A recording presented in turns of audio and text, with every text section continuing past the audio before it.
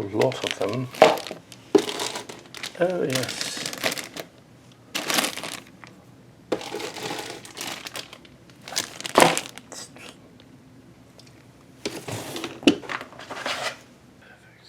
Very well. Yeah, they can see. They can see me. Yes. This is Kal Kat, the Kal Kat store. Almost a year ago, we had production on Karda, bringing the Karda back to life, bringing the Karda characters back, doing the designs, the figurines, all that. The finished film came out in June, right? It's about the same time that the old computer died. And yeah, and it was put up on the channel in July, late June, early July, maybe a little later. And yeah, and then later on the trailer was put up. And yeah, so far the Karda film is not getting any views at all. It's probably just us watching it. I like the idea. I like the idea of the little robot protoform things, and the script is fun. The story is fun. It's nostalgic. It's a look back, but it's also look forward because what they reference directly and then do something about it. So you get the idea what they're talking about. It's not just, oh, we're gonna throw in a line about Robotech in here. No, they show something from that in there. There was originally no plan to make any sequels, but we like sequels, and basically, yeah, all the catchphrases. Basically, yeah, all the catchphrases. How would you do a sequel with the cast? Would you get? Well, we did get more of them and painted up more of them. We actually repainted them all since then, so they've been repainted, and then we numbered them or named them. So they all have names, and there's a little story guide thing there. We haven't introduced the other ones yet. We just put them in the story. So there's enough material there to introduce the other teams, and that's another 2 movies right there. You can totally do it that way. Let's meet the other 2 teams and what they're doing. They encounter more of themselves. That usually what you do with a sequel is it's darker, second chapter, but considering the nature of it, would it be more like subverting expectations instead? And it wouldn't be necessarily darker. It would just be different. I think you'd probably have the making of kind of a scenario. I was gonna do as we still have probably a month in the studio for the movie everything, and I put up space sets very primitively. They're just sitting there, barely hanging onto the walls, to do another fan film because the executive producer Dan Brown doesn't want us spending any more money. That's all. So, but fan films don't cost any money. Do that. Distract from the more money. Fan film. As we get toward the end of doing the other thing, yeah, if you do a Karda thing, it's not going to cost any money. Yeah, do a fan thing. It was meant to be the original was meant to be a pilot. We didn't actually directly have him say do a fan film, but it was for other fan films that he said it didn't cost any money. Yeah, doing the mom letters that didn't cost any money. But yeah, and with all the drama taken out. So we have holidays already happened. It's already 2026. Everything is already done, and most things are packed away. And we could either do a Transformers thing or a Karda thing, or both. But yeah, the same thing here with this one. You don't want to have at the very end they introduce the Transformers into the story. I think the Karda story works better just them in their own movie, and once you see the other stories that have not been written yet, you get the idea. Originally, I was going to do a guide to all the ships, the spaceships that are in these boxes around here behind you. There's the spaceships we packed away, but I just that would take. I don't need to do that. That takes longer to do all that. I did make an inventory of them. That's enough. There's video of them. That's enough. We can change some of the Karda ships into vehicles if we wanted to. that's enough to do that. I did research some of the vehicles that could be constructed and stuff, and decided that would be infeasible at this point. So again, the Karda will not receive their protoform shells. But there can be little Transformers and Robotech elements thrown in because simultaneous and what they are and where they are. The script is not unclear ultimately about what they're doing. When you read the script, they're apparently on a planet called Rospacom.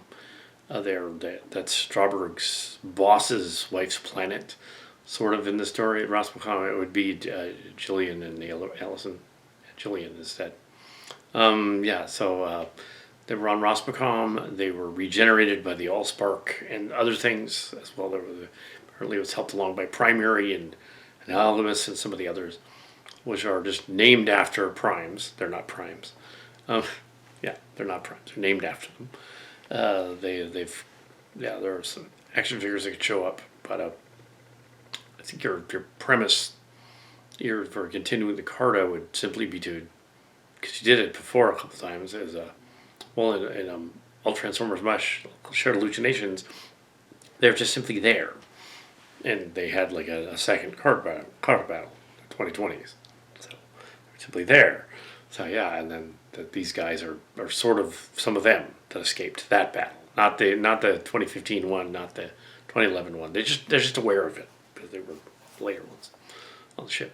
They were also on the SDF-3. So there's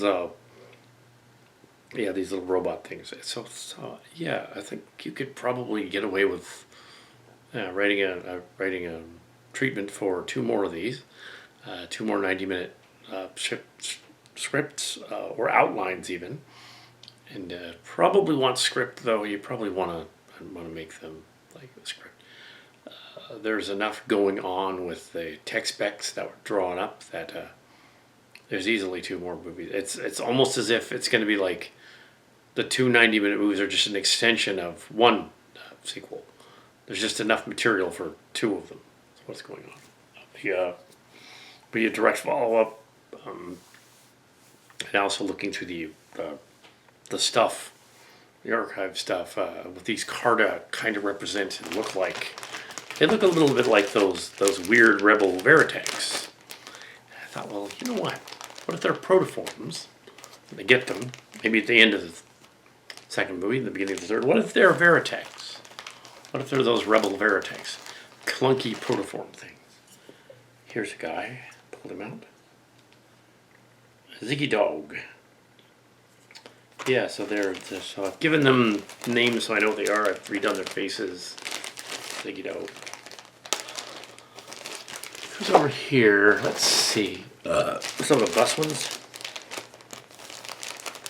They were repainted. Done up TV show style. This must be X-Law Bus. Whoosh, X-Law Bus. And with Slam Trip and Trick Mix. Bird Team. These guys are new. The Bird Team. Yeah. Some of the ones. Basically, we made another couple teams in the Gestalt army here to fill out the entire Karda lexicon, to all the earlier Kardas. So all of them are here, including those newer Terran ones. They're all here. And some of the names had to be changed, as we did with the other ones. The names had to be changed. We couldn't just have, we couldn't use some of the names because they were clearly taken. This is making of. And I was just reading. I'm not going to go over all these, of course, but what we have the Blue Hawk pot, who is the Blue Hawks were from the Cars Adventures, not to be confused with the Pixar. This is way before the Pixar. This is like the 1970s, early 80s, and the Blue Hawks were a group of Hot Wheels cars that were blue, and they had bird stuff. One of them was a Trans Am Firebird. And then there's Terror Bird bot. So they're not. These are just different names that I've cribbed here. We have Terror Bird. I guess that's a Tyranodon. Um, and Raven Crowbot. Not necessarily Tom Servo and Crow and that kind of thing. Not necessarily a Raven, but Raven Crowbot. You know, Owl Eyes is actually the alternate name for a cat that looked like that. Evie. Crane Tech, who was a crane, like a Constructicon originally. Transitron, school bus. And then we get to the buses. Transitron gets to stay. School bus bot, most of them, jail bus bot. I'm just going to kind of through the Genesis Catbot will be there. He's been rebuilt. Scratchers and Quarkers will be there as well. Quarkers actually has a cameo in as another guy in Starship Legacy. And one of the dog guys too. Bully Dog was also in there as a guy, as a humanoid. Not sure how that happened, other than it just happened. The dog team, Bully Dog, yep, Pity Bowl, Maulor, and Mixmutt. Those dogs. The Ziggy Dog. Ziggy Dog is also in the story. There's originally going to be the Brady Bunch episode. That's right. Of Starship Locations. So there's a weird combination of other locations, and then we decided, no, they can't be the Karda in Starship Locations. That's weird. So even they're like, no, they're just using their names. It's not like that. Tiger, they're just using their names. I just had to give Gunship and Chemtron over to the fire team and whatnot.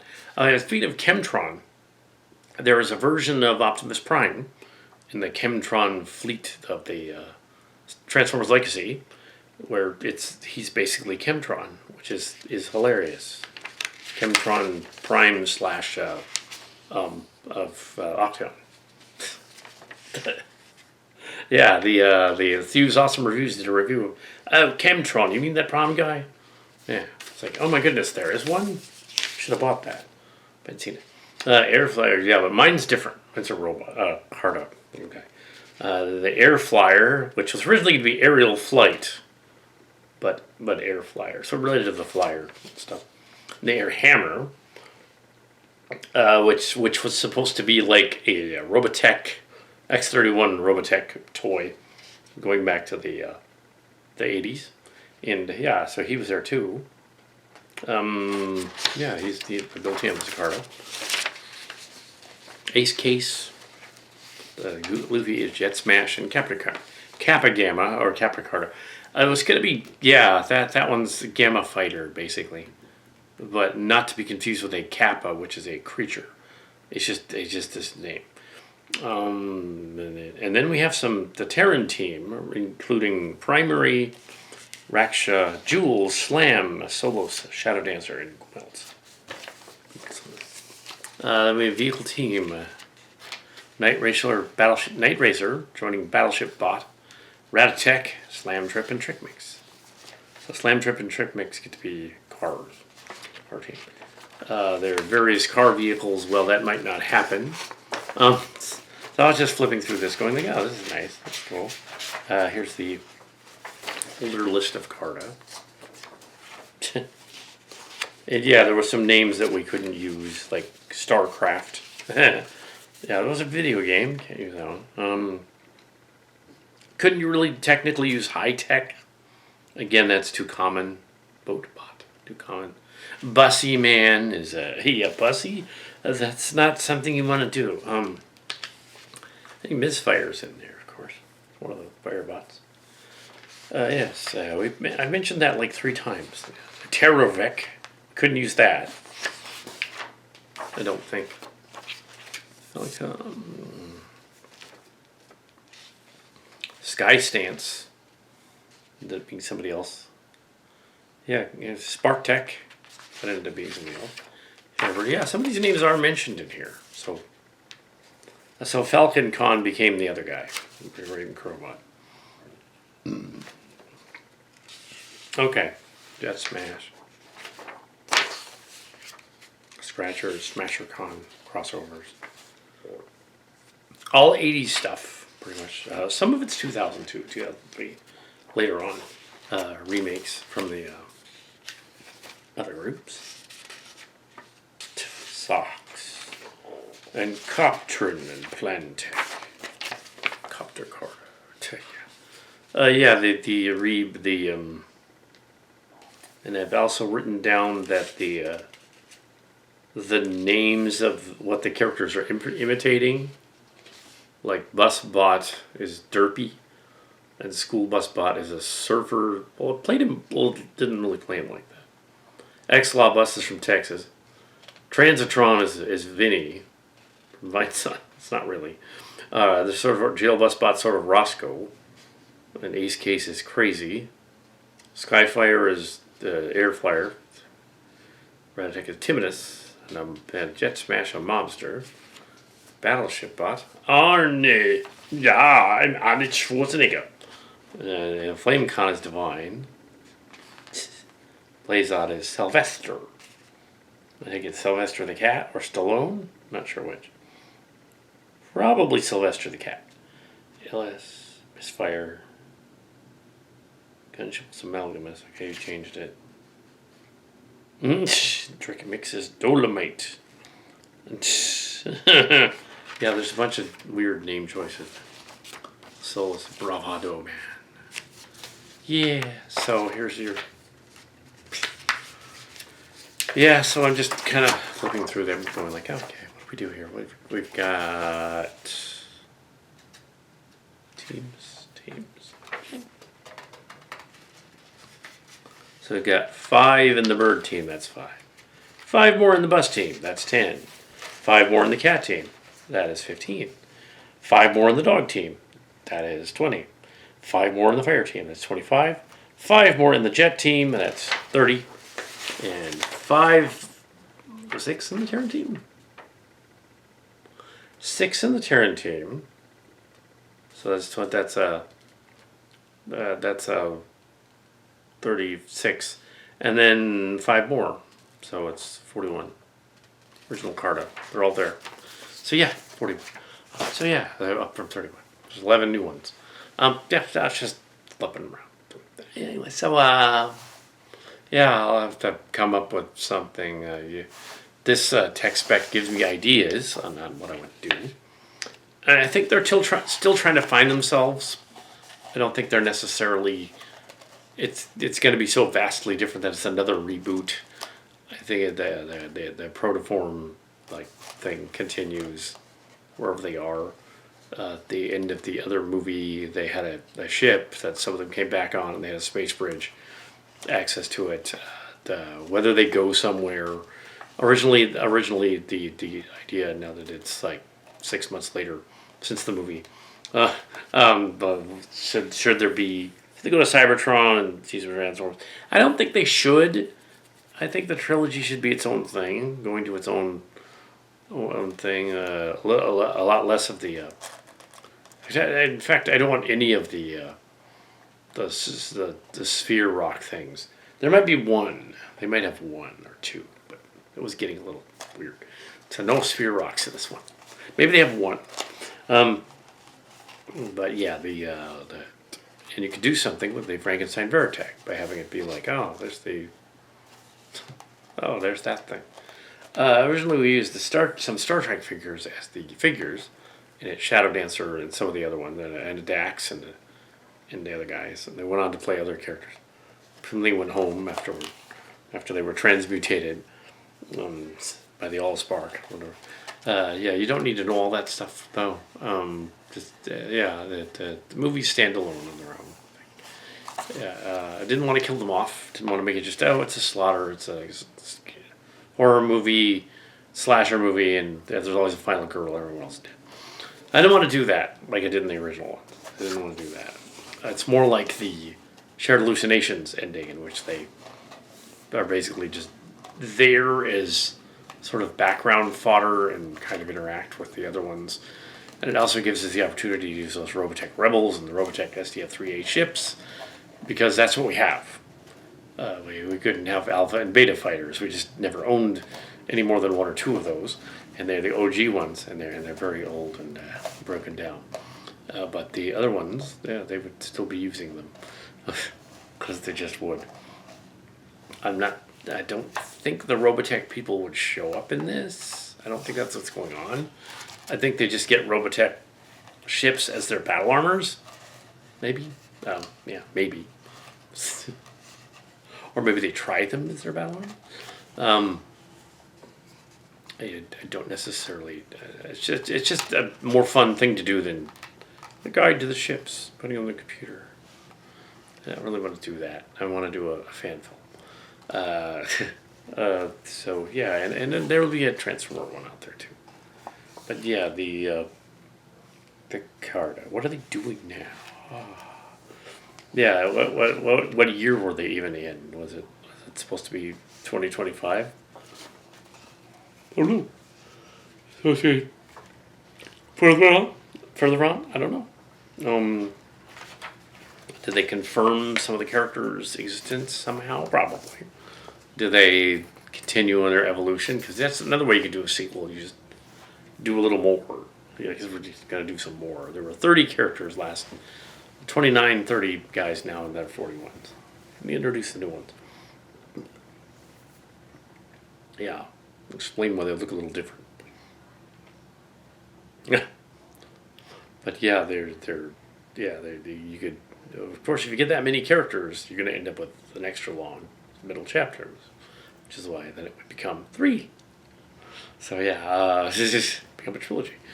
Yeah, it would be like Back to the Future 2 and 3, where they're like leading directly into the next one. Time travel shenanigans. No, not GoBot shenanigans. They're sort of GoBots, but they're sort of not. Sort of making like Minicon micro machines. Yeah, and if they are part of Unicron's cells, then they're that too. Do they have a deity among them? I mean, they seem to. The mummy lady, the mummified queen they had there. Did they have the sparks? Are they the similar, or is it more like the kid groups, or like do pet robots have sentience like other robots? I don't know. I think are they imitating Transformers, or are they actually sentient Transformers? Their minds can get reconstituted and stuff.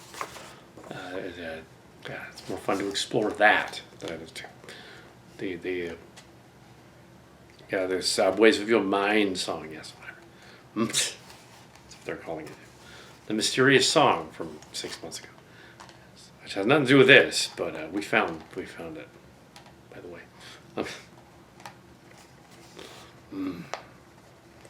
Yeah, I suggest anyway. So, yeah, I suggested it to Professor of Rock and to the 2 other people, and then they went with it, and then turned out it was the guy that originally put it up on the internet.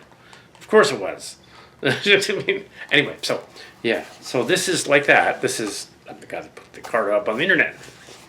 I can use more Karda. I liked the idea of them having an adventure thing going on. Maybe it's a series, but it probably isn't. It's probably just a trilogy of movies. I don't think there's enough material for more than 3 of these. But yeah.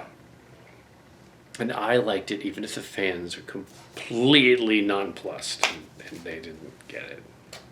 I think it helped to put up the Macross 7 song on there, and the Karda trailer up on there to say what it was. And that Karda trailer was originally going to be in the movie as like an opening crawl of like information and exposition. And Mark's Cards and I were in agreement that it sounded cool, but not as an opening scene. If you put that in the opening text, no one's going to watch the movie from then on.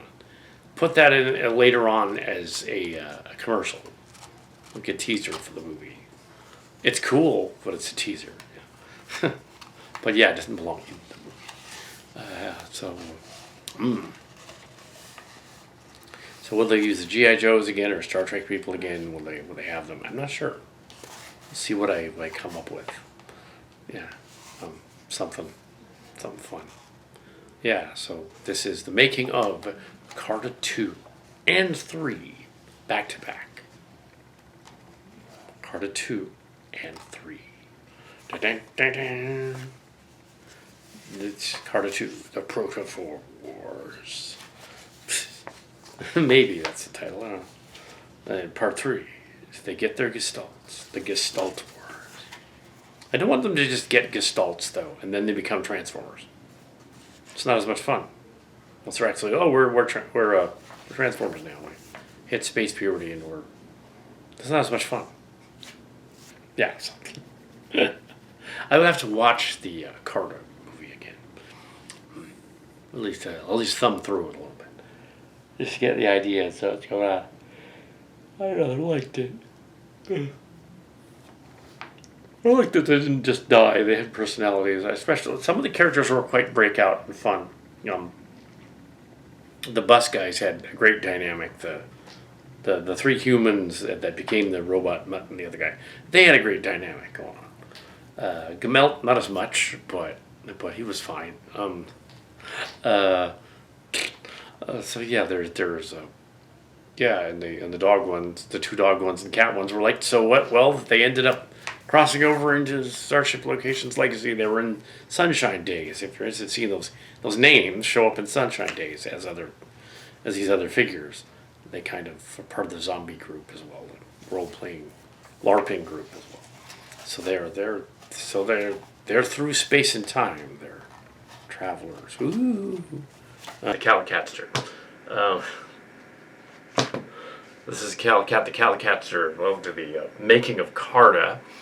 Karda 2 and Karda 3. It appears that I did a making of video about a week ago, and immediately hammered out 2 scripts. Well, the first one was hammered out in mainly using a little bit of assistance from the audio recording thing, the text to type, and the other one is more text to type. But then they had to rewrite it anyway because the text to type didn't quite match. Did fix it so that it matched better. They were able to hammer out 2 90-minute scripts, but between roughly the 6th and the 14th days. The 2 scripts. The making scripts required this first one, Protoform Wars, even though there's very little war. It's most of the jokes. It's the subversive, darkest middle chapter. It's not really darker. It's just weird. It seems that these Karda movies are spoofing James Cameron's Avatar, which in itself is a pastiche of Smurfs, Thundercats, a little bit of the He-Man and She-Ra, especially the third one with the villainess who is clearly evil in. Cross with a little bit of the Fire Nation, a little bit of the guys from, of course, Dances with Wolves and Pocahontas. But we're not here to do a treatise on that, because it isn't really, because we're spoofing the idea of an Avatar universe with Pocahontas type, Dances with Wolves type colonizers, and suggestion of the colonizers on the planet are exploiting native population in the story. They've created the Karda to serve as their elite guard in the story. That's what's going on. They're creatures. It's not like the Smurfs in Gargamel, where the Smurfs are supposed to be 100 of them, and Gargamel is trying to get them, never finds them. When he does, it's weird. It's a bit more like a little bit of Muppet Babies in this, a little bit of that, because they're like small, but they're not really children. They just kind of act childlike. They're protoforms, which is a Beast Wars term from Transformers for creatures that are not quite formed into Transformers. It's quite a bit different from the original concept of the Karda, the cardboard robots, the robots on the cheap, which we built these cardboard Transformers mainly because in a period in the 80s, during the first series of the Transformers, we thought to make our own. Mainly I did. And we thought to do our own thing. And we built them out of all kinds of cardboard devices and woods and things. My father was an engineer and my mother was a nurse. So so there was like an animator. So there was the idea of so there's a little geopolitical thing going on there with these characters fighting each other. So that's a political thing. Um, it's not a message show because my parents were nice. But clearly, the Avatar movies are Cameron's vacation videos, and he's trying to bond with his estranged children. It's really, really obvious from those movies what's going on. Whereas I didn't have that kind of a childhood, so I wouldn't know. But yeah, you can kind of tell that the whole thing is, those movies are, and it's connected because there's these aliens are the estranged children of the generation scorned from the material bots era, all the way through to the other eras of Karda, where they're protoform things. There was a vault on a ship. They discovered that there was two in the story, and that they came on a ship. Also, yeah, this is making of, so you're gonna know you're gonna have seen it, right? So I wanted to bring back the SDF Autobot and the SDF Autobot 3 from the Transtech at the Space Bridge, and found a way. We have stock footage from Transtech. Yes, they have all of the stock footage from Transtech, and so bring that back. And yeah, so we had this whole premise. I also had created tech specs for their little character bios, which helped tremendously with movie 2 and the characters and how they were going to be put out. I didn't want to just make each team archetypes of the other teams like Transformers kind of does, where you have an angry one and you have a nice one and you have a silly one and you have a dumb one and you have a smart one and you have a leader. Haha, basically, Smurfs. Smurfs, Thundercats too, yeah. Clearly this is inspired. But the thing is, though, that when you have like YouTuber influencers like the Campia show, where he didn't actually watch Thundercats or Pocahontas or Dances with Wolves. Maybe he saw Dances with Wolves. And he's like, oh, this is the best ever because it's making billions of dollars. It's like, no, people are just easily amused by shiny things with pretty effects. Yeah, that's all it is. It doesn't mean the movie's any good. It just means that people are easily amused by shiny things. And then it comes up in the story. The stories, yeah, when they... each time they have a super weapon that can destroy something, Mark's Cards, and I thought of this earlier, like, they break it. And so there's a joke in there that that bad guy has a super weapon, and one of the cat guys goes, oh, that! I thought it was a shiny, pretty object, and I broke it. Sorry. And they're like, ah! That happens quite a lot. So yes, the kitty cat, we broke it. Yes, the original Kara, the first series, were meant to be like Transformer robots on this Legato base. It was originally the Lego base, but obviously we couldn't call it that. And we had Bussy Man and Gunship, and they were Legos, and they transformed into a guy. And these are before Legos could actually do that. It was before robotics and the later ones, and Erector and the later Legos. This is the 80s, when all you had was house Legos and city Legos and some some monument Legos, things like that. They didn't have Star Wars Legos yet. They just barely had introduced space Legos. So we used some of them to build robots, which they then used to make the Erector one. They even have Star Wars Legos now. They have Star Wars and Star Trek Legos now, even, which is weird. It's a copyright crossover. You'd think they would be Diplo, but oh well. So obviously we couldn't use Legos. That would be weird, obviously. Royalties. Each one of these characters, basically these little figures, are a little 4.5 inch, basically Karda Chinese wooden knockoffs. They're all knockoffs. The ones with the little slightly rounded foot are knockoffs of the ones that aren't, and vice versa. And so there's two different groups that put them out on Amazon. You can buy your own Karda and paint them accordingly, but we're not selling them. It's someone else. We're not even going to say the name because we're not sponsored or anything, but you can find them online. We wanted to have originally used some of the other larger ones that they made as well, but we decided not to. No protoforms.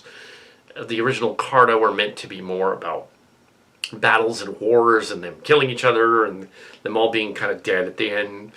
The Karda 2, The Return. Karda 1 was 1987. Karda 2 was roughly 1994, and Transtech, the Karda were from around 2010 in the story to a little later, 2012. But it was filmed in 2001. It was filmed a decade earlier, 2001 to 2008. The original Karda, 2002 to 2008 was when we did Transtech, and those Karda. And then there was 2020, and in there we didn't really build a lot of new ones. We kind of took the other angle. They were just Transformers in that one. So, and with the Rebels. So this one is some of them. They've been transported in a vault to this planet to meet the SDF Autobot. So that's kind of what's going on. They're not aware that they're not the other guys that they were, which gives them multiple personalities and weird things going on in schizophrenia a little bit. They're just download back and forth. They discover the making of the mystical things. It's sort of a deconstruction of Karda 2, The Return, which had a long scene where they encounter a deity-like creature that tells them all these things, go over the rise. It's not really billions of years later. It's really 2015. And you have to go over the rise and find that. And they go over the rise in part 1 of this new series.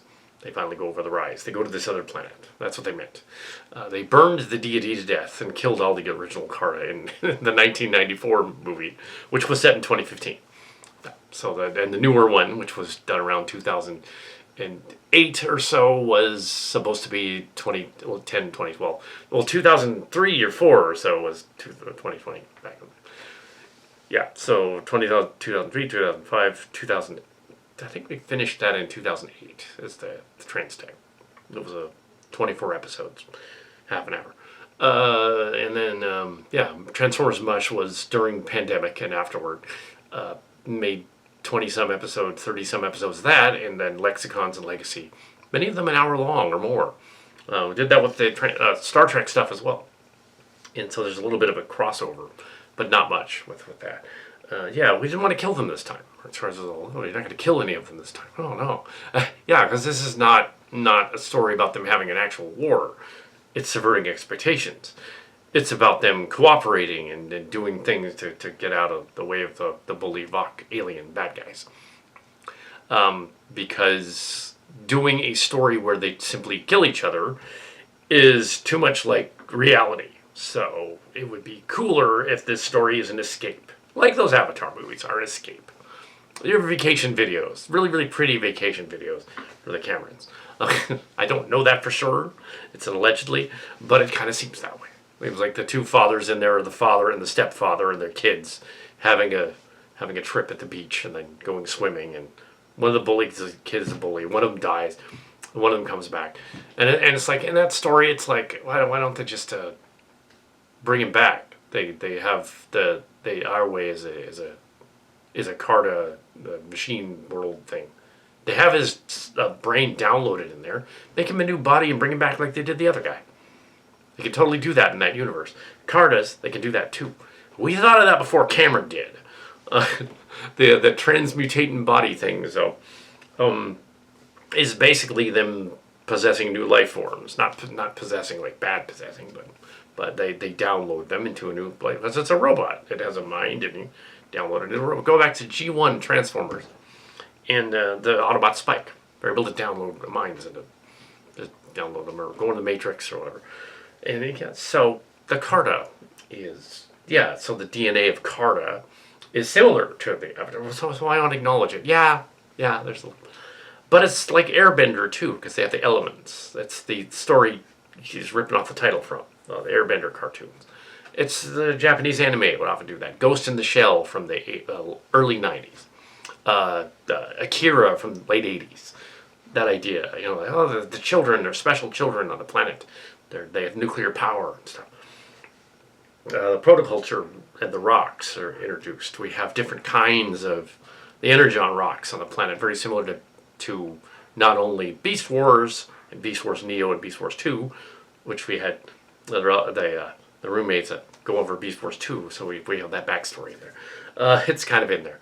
Yeah, so they did that. So there's that. So we know about Beast Wars 2 and Beast Wars Galvatron and all that. It's a dragon with a large dragon protuberance. That joke is in there. They weren't so much on that, but yeah, it is funny that he looks like that. But they're yeah, the idea of the Gaia planet Earth, Beast Wars future planet Earth thing from Beast Wars Neo and Galvatron 2, the idea of them having their sparks able to be their minds kind of too, and go back and forth, but that was in the G1 cartoon. They had Prime's essence was in the Matrix, so when Rodimus Prime gave it back to him during the Hate Plague, he gave his essence back and then just rebuilt his body. The Quintesson rebuilt his body, and he comes back. He's alive because he's got the they reboot him, because they could do that, and they're all kind of Terrans. So even the Terran thing is G1 because the Dinobots are Terrans, by the logic of the Quintus rock from the other thing. That they were able to rebuild Transformers. And the Constructicons are technically Terrans, although they're rebuilt from earlier Cybertronian Constructicons. So yeah, they get Megatron says there's two origins for them. One, there's two origins for them. So, but they're not in this story though. But they are also Terrans. So the Terran thing is not new. They reference similar trans characters because it's in the title. They don't so much in Karda 3 because it was subverting expectations again in Karda 3 and having her not show up as much. There are a couple of trans characters and it doesn't become a special different thing. It's part of the plot of Karda 2 to have the two characters that are trans running around saying they are, because it establishes the other character. But in part 3, they don't really have time. Part 3 has a faster pace, less jokes, and they just wasn't time. So again, they didn't know what to do with it because they're like, oh, this special character has this special power because of the way they are. But it turns out that when they all are in the third act, they're all special. They don't need to have that power. Just makes them one of the other ones. Yeah. And then they realize what's going on is that the third one is well, this was going to be called we had the Protoform Wars and the 3 Starship Problem, which is a sort of a thinly veiled reference to the 3 Body Problem, which just in a nutshell is based on the Zinn books, the 3 Body Problem, and that Netflix show. I haven't seen the show, but I have read synopsises and heard synopsises of the book that it's based on, and Zinn did not know that the Centauri system is not an example of the 3 Body Problem. It cannot be, as was pointed out later by folks like Neil deGrasse Tyson. It's not really an example of that because you have Proxima in a very, very wide orbit, 55,000 AU, and 1 AU is the difference between the Earth and the Sun. So the difference between Alpha Centauri A and B, 55,000 AU from Alpha Centauri A and B, and it's going around like this, way out there. A and B are between 30 AU, that's the 30 AU, that's roughly the distance between Earth and Saturn, and Neptune, 80 AU, and Saturn, between each other, the rough distance, so that's how far apart those two stars are. So that's not an example of the 3 Body Problem. Says that there are 3 stars in orbit of each other very close, and that they're going like this. But that's not the case in Centaurus. So, and that's addressed in Karda 2. They go like, wait a minute, that's not the 3 Body. So what I wrote down the outline thing a day after I did the making of. I was like, okay, we're gonna do this. Here's the story. I wrote down this outline. I rambled on, and then I rambled on about 3, and I put the 2 outlines together, and then I rambled on more, and then I began to go through it and correct the story, put in jokes more or less in part 2, and rewrote some of the scenes because they didn't quite. Because if you if you just dictate it, you got to check the spelling because it looks weird. I didn't just dictate it; I had to rewrite it entirely, so it is rewritten. And even though Photoshop does use AI, I'm not using it. I keep turning it off because it doesn't work very well. And the reason I did the audio thing with the other computer and then this thing and then rewrote it on this one is that it was faster. could get it done. The first one was done by January 9th and the second one by the 13th. And then we discovered a hilarious error just before recording this on the third one. And the hilarious error was that we forgot to include the character of Kappa Gamma in movie 3. So I went through movie 3 while listening to the other making of. And I'm like, there are places where I can just stick her. So she just appears through movie 3. Okay, yeah, there are places where some of the characters didn't make sense as the other ones. So it's her. Sure. I think that's a she. But yeah, Kappa Gamma, so she's around. Yeah, so there's 41 of them to keep track of, and I missed up on one. So you won't know when you see the movie. You'll go, oh, Kappa Gamma's in there. Well, I already fixed it. Yeah, it's funny that in the third movie, the nonplussed pitiable dog is the one that figures out the other universe is different, and some changes in there. There are some Robotech guys in it. There's a ghost version of Admiral Glowwall and Chiron, that's basically it.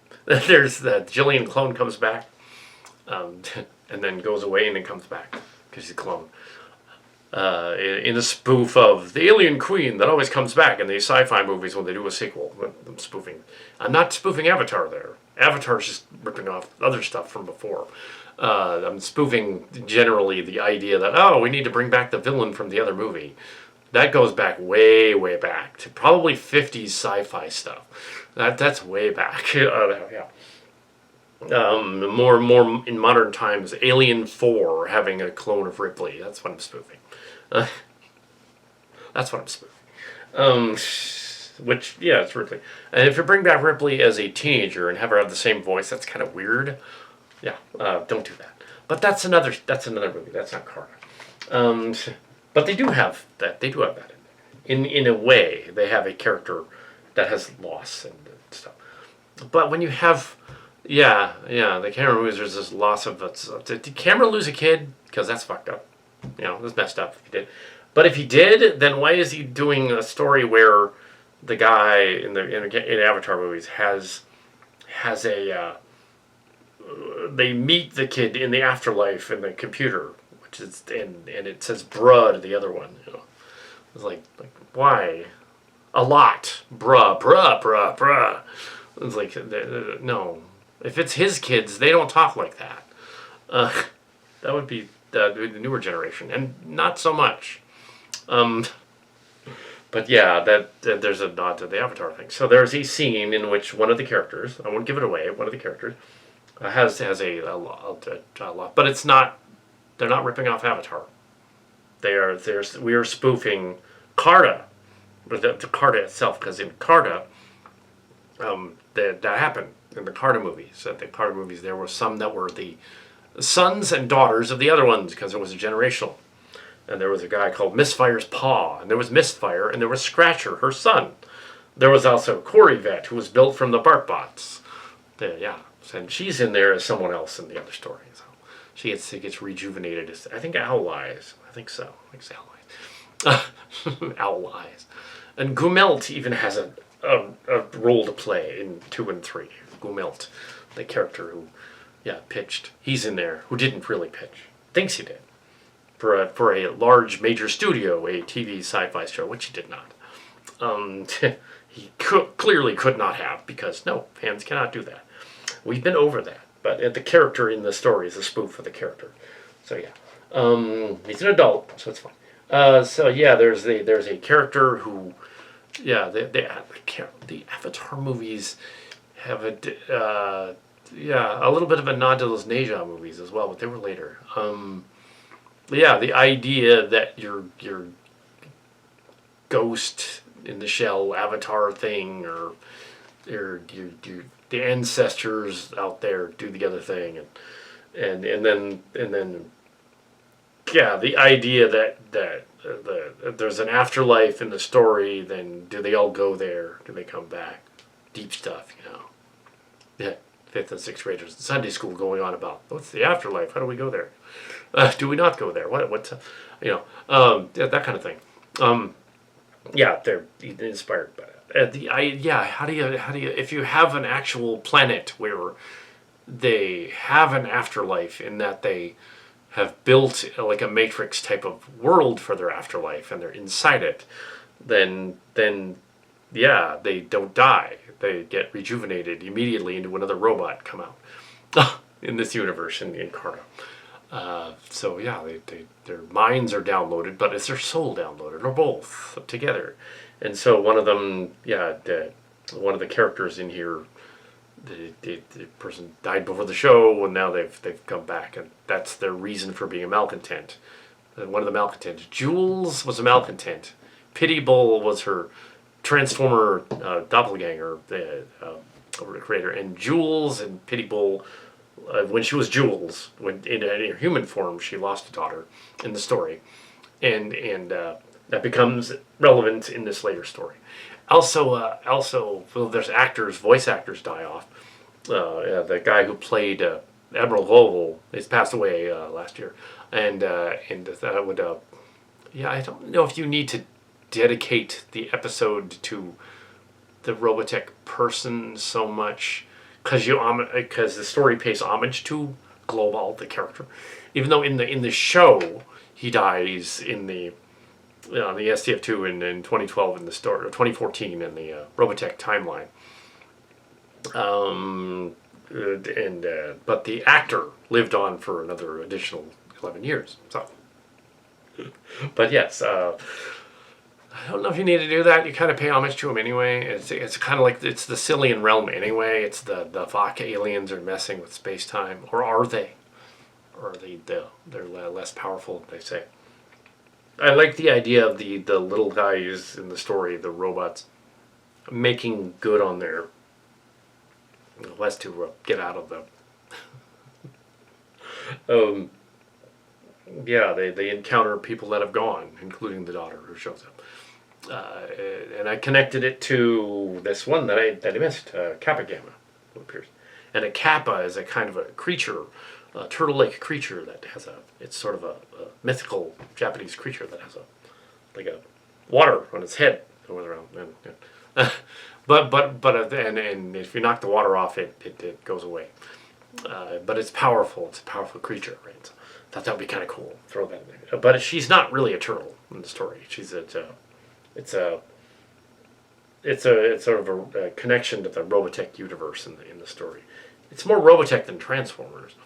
And so they find Permaculture and Veritex. Partly because we didn't want to introduce the Transformers into it till the very, very, very, very, very end. After all of the stuff has already been done, and they manage to, yes, they do manage to get back to Earth. The last page is page 91. After the 90 minutes, after everything else, they take that SDF Autobot ship, which has been lost in time and limbo, like the other one was, like the Echelon it was in the story, and they take that third base ship back to Earth, and they meet Jetfire, and also connection to that female that escaped, that was thrown out of space-time, the girl who escaped, Sabrina in the story, made-up character, named after somebody, but made-up character from long ago. Yeah, because that character, we've just been saying that name behind the scenes. It's not anybody current, like 2000s. Yeah, 99 to 99, 2000. So it's a different person. I just stole a name.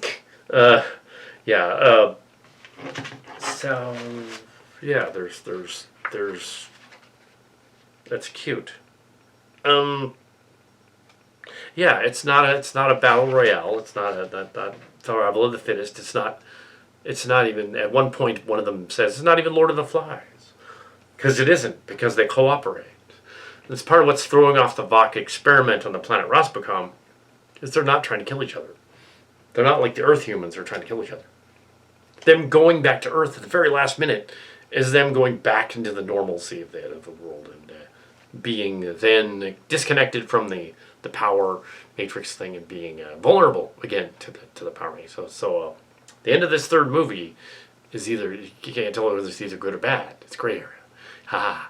But yes, I wanted it to be a fun adventure story thriller instead of a horror series with sci-fi robots. They're not killing each other anymore.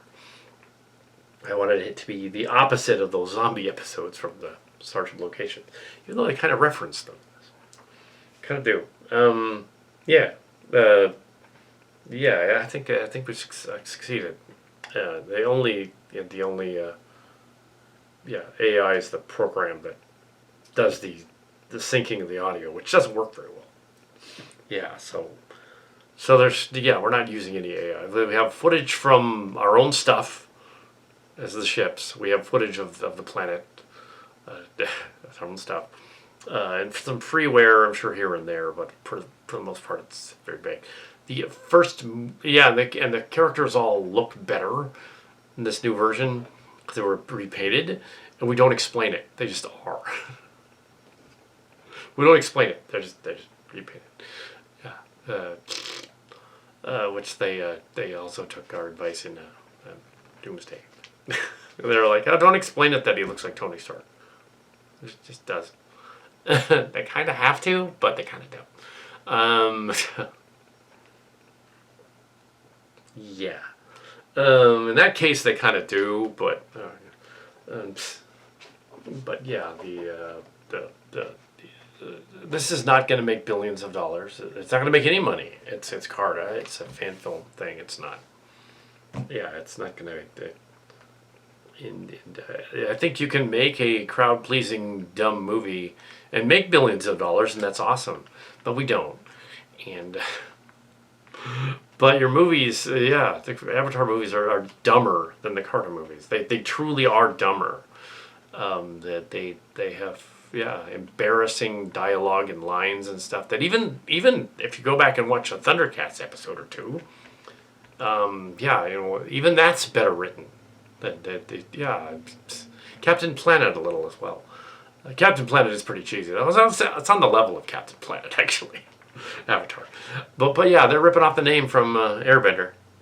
And not the M. Night Shyamalan Ding Dong version, but rather the original, the series, which is a love letter, an homage to Japanese anime. The anime, it has all the elements. It's an anime. It's not an anime, though. It was done by these other guys. And they've denounced the live action one. I guess they did a Netflix remake that isn't bad. But I haven't seen it. Or maybe it's HBO. I guess they've done a remake. I don't know. But they've done some other ones in there. The characters might seem similar to others out there. It's probably a coincidence. I'm sure the voices are Kal Kat, but they're emulating other voices. Global and Chiron in there. Just to throw that in there. They're just Vought agents pretending to be Global and Chiron. They're not really them, obviously. The computer downloaded them. Ooh. Well, the idea there is that. Let's explain about the SDF Autobot before I ramble on even more. So I had the Transformers toys when I was like 15 or 16 when I wrote this. The original Karda. and that's a long time ago, right? 40 years ago. And almost 40 years ago. My goodness. Almost 40 years ago. And 40 years ago. The original show was on the air. And then there was I had the Matchbox SDF-1 toy. The Christmas birthday present. Yeah. And it had Jetfire and Sunstreaker and Thundercracker, the Devastator, and then later on the Stunnicons and the Aerial Bots by 86, 87. Around the time of the movie, Transformers movie. And then they jumped ahead. So I had some of the other ones. I never had the gun Galvatron. Never had the gun Megatron. I did have Galvatron. I had a bunch of the other guys. I had Tim had the Protectobots. I didn't have those. until later. They yeah. Let's see. I had some of the headmasters, Werewolf, and I got Weirdwolf from, and then he got sold and then bought again. Jim's Werewolf. I had Fortress Maximus, which was friend Jim's Fortress Maximus. I had a bunch of the original OG toys. Many of them are now gone. But I have a lot of still the old ones. But back then in the '80s, because the show, even though the show was showing over 70 episodes at that point, that it wasn't enough. Being very hyperactive, like thinking of things all the time. I'm going to do my own Transformers fan films with a JVC camera recorder that I used on Robotech. It's the same kind that was used in Back to the Future. Same kind of camera. It just happened to be. It was not the same one. It was the same type. Little Betamax tapes.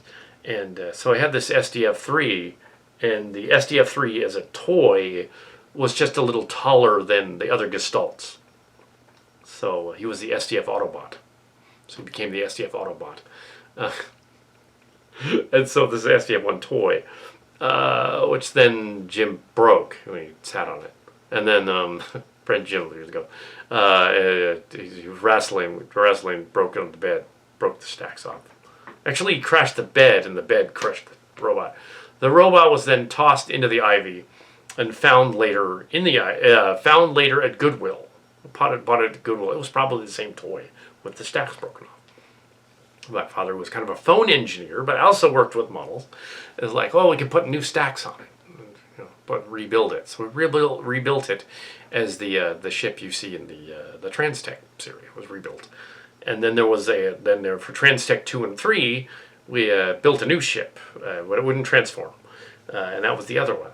And so the two SDFs you will see in this, the Echelon is the SDF-1 original model from old stock footage from Transtech, and the other one is the SDF-3 from that same. We have those two models. That other model is gone. It completely disintegrated. I should have just kept it, but I threw it away. And we have this one here, but I have lots of film footage of it, and also I have lots of film footage of the Part 3 one, which I did not throw away. It's still there. Yeah, probably should have kept the other ones too, but I didn't keep them. Threw them out. They're gone. But this toy was the SDF Autobot, and so where would it be in history, in the Transformers timeline, in the multiverse? Where would it fit? And it was like, okay, yeah, we have. So this is making of both movies, yeah. And so I wanted to bring it back. I wanted to figure out a way to bring it back. So what if these Karda mini-bots connected to the J2S Cat carrier and the bad guy carrier from the story, from Part 2. Those ships were not completely destroyed, so they're out there. The multiverse then, or the VOC, I guess, then decided to grab it like preservers and pull it out of time to go to planet Rosmacom and have some fun. Probably what's going on is it's the SDF Autobot clone and the SDF Autobot 3 clone. It's probably what it is. The clones, because they're all clones on the planet. So they cloned it and they brought it over to the planet. And they're going to colonize it. Except the bad guys are only about a handful of people that have assumed Robotech names. So the threat is not really a threat, and the mini-bots come together because they can easily defeat that kind of a threat. It's not really a threat. Which is not Cameron's Avatar, where they have threats. But those movies are odd because apparently they keep forgetting what kind of endings they want to make, and they just keep going on and on and on because it's like a badly edited vacation video. It looks very pretty. We're gonna do that, but yeah, when you have your ending being okay, we have the super whale ancestors defeat the bad guy ships, and then they forget that, and then they immediately attack the pod that they're after. And their ancestors have left apparently, and then yeah, you've screwed up. You've made an error. I make fun of that kind of a scenario. That's at the end of Avatar 3, by the way. That's in the end of Fire and Ash, where they have a scene where they're supposed to attack the pod. They end up getting defeated, but then they attack the pod anyway. So that's an error. That's a typo in your $billion movie right there. It's an error. That's a screw up. Yeah, in your Thundercats meets the Pocahontas $1 billion movie. I think some of that, and there was hardly anybody in the audience when I saw it on opening day. So I don't know where the billions are coming from. My guess is Cameron himself, being a multi-billionaire, probably bought up one of those billions and said, "Oh, this movie is $1 billion now." Yeah, yeah. What am I going to do with it? I'm 70 years old. I don't care. He just put it back into the movie. Cheated. Now, if it was a shiny cat toy, knock it on the floor. So yeah, I'm not doing a treatise on Avatar movies. This is not really that. I'm just making fun of it. So hope Cameron's litigious lawyers don't freak out. Like, don't worry about it. It's not. I cannot film footage from Avatar. Don't worry about that. It's not possible. I can make fun of your movie. That's perfectly legal. I enjoyed it, but it was silly as all get. And this is coming from a guy that writes comedies and space operas with little robots in it. If I think it's silly, it's silly. It's like, okay, so yeah, it's silly, it's silly. The joke is on him, though. Paramount will never let him pitch. Kappa Karda, who think they're Transformers, who played also Karda. She's talking about the Karda, who think they're Transformers, and the Transformers who played the other Karda. Yeah. This should be pretty easy. There's hardly any fighting, there's hardly any battles, because kind of what we wanted to do was write a fun story where the characters just have fun hanging out. Their vacation videos. That's kind of all it is. And the Robotech Veritechs they find don't do much. But that's partly because these Veritech toys that I painted over years ago, they're fragile as all get up. And if we even remotely like push them over, they will literally disintegrate. And hopefully some of them might on film. No, hopefully not. But yes, that wouldn't be part of the script. Yeah, we had I had assembled one of them, which we didn't use in this one because it fell apart. The other Frankenstein Veritech was this. We have the one from the last movie. Yeah, hasn't been that long. Actually, it was only like 8 months, not a year, since it was June and now it's January since production ceased on the other one. So it took 2 months to put it. So it was like roughly March of last year to June to do the first Karda reboot, cold reboot. And these two were really quick. And it's with a voice activated assistance, but the voice it had to be rewritten over anyway, so it didn't help much. It did help for an outline, but it didn't help much. They still have to work on that with their programs, especially Microsoft, which tries to write the thing for you. The problem with Microsoft Word currently, Office 365, is the program tries to think for you, and it's annoying. And that Copilot thing, you got to turn that stuff off. Turn that shit off.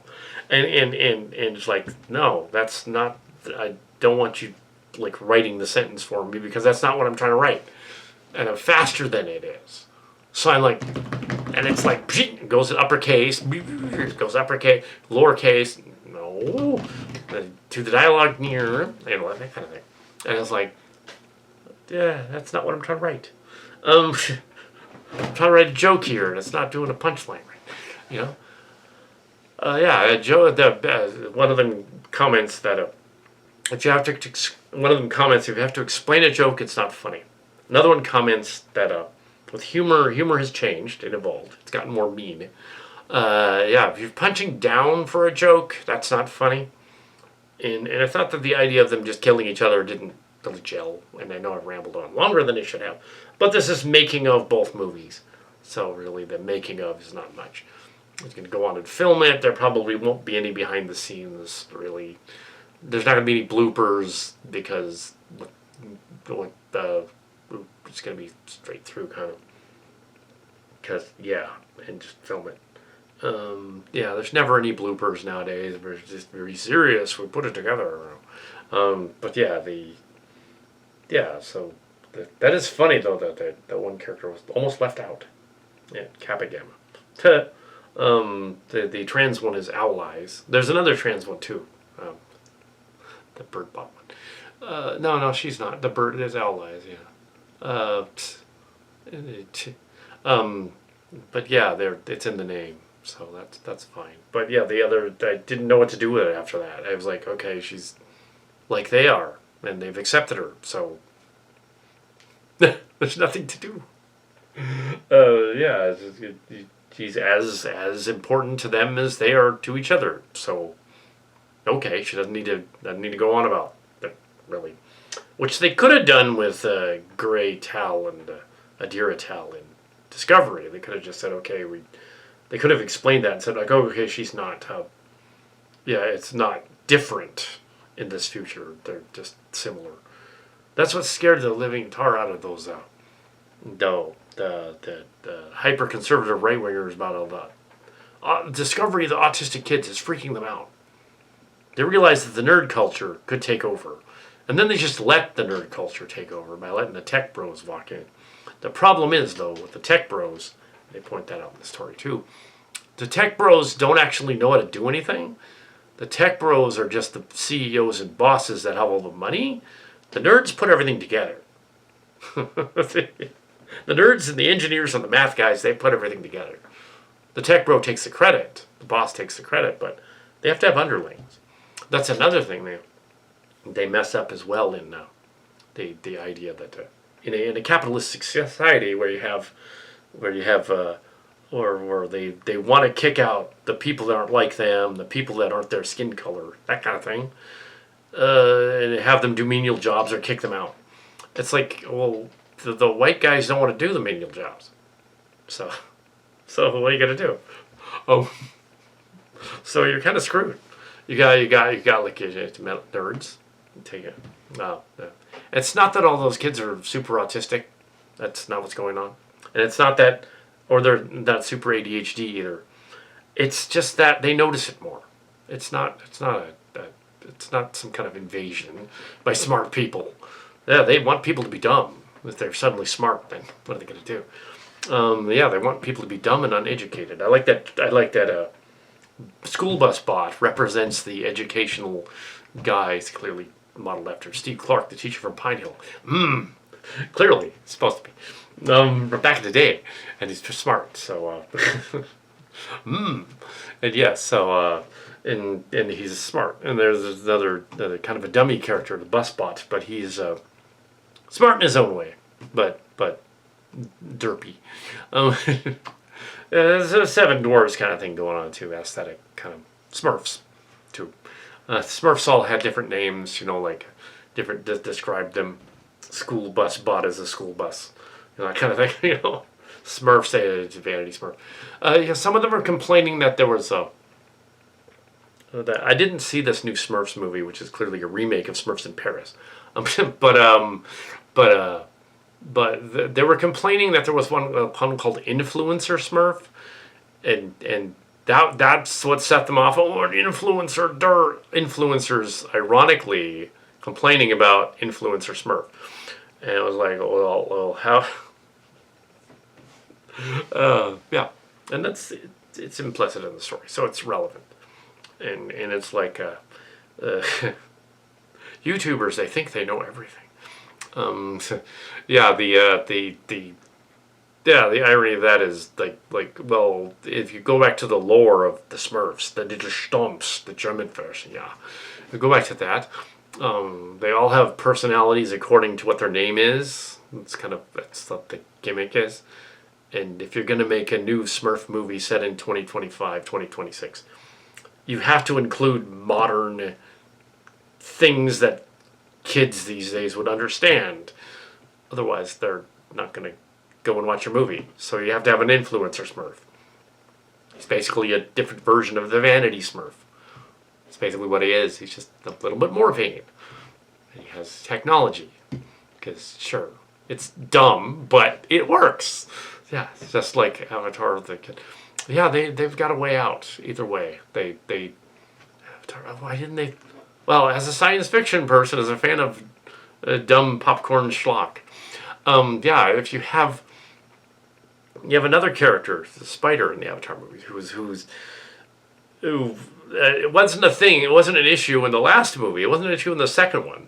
that his mask keeps running out, and they have to like reboot him, so they put the mycelium, the mushroom network in him to make him breathe the air on Pandora. It's like, no, they don't.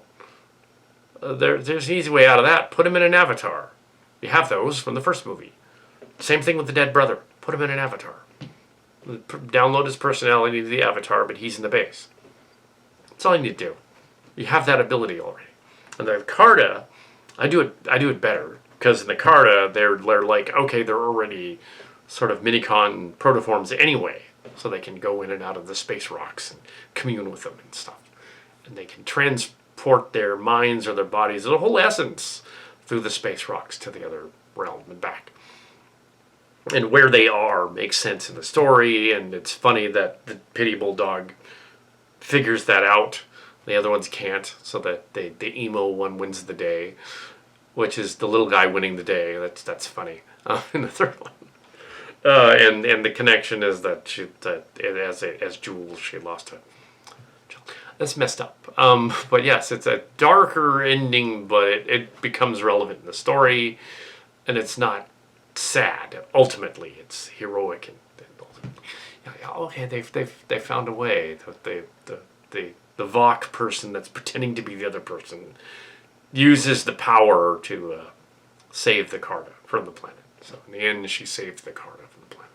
She becomes the unwitting messiah of their. So it's the reverse of the false gods, where they just destroy the fake false god. Instead, the false gods, some of them turn on the other false gods, and they have like a war, which is way cooler and more interesting. There is a reference to Wicked and Wicked 2 in there as well as a joke, but they make sure not to copyright. They don't. Yes. Yeah, you'll have to watch it anyway. So yeah, I rambled on about other stuff, but I wanted to just give you the whole thing. And some of the fans were like, of the Avatar movies, of which this is sort of spoofing, sort of, kind of. I mean, the credits are similar. Yeah. They're gonna have to defeat the false deities by destroying them literally, whereas this version is more like, oh, we YouTube would flag it. This is the joke. They want to destroy it, so YouTube would flag it if we actually blew them up.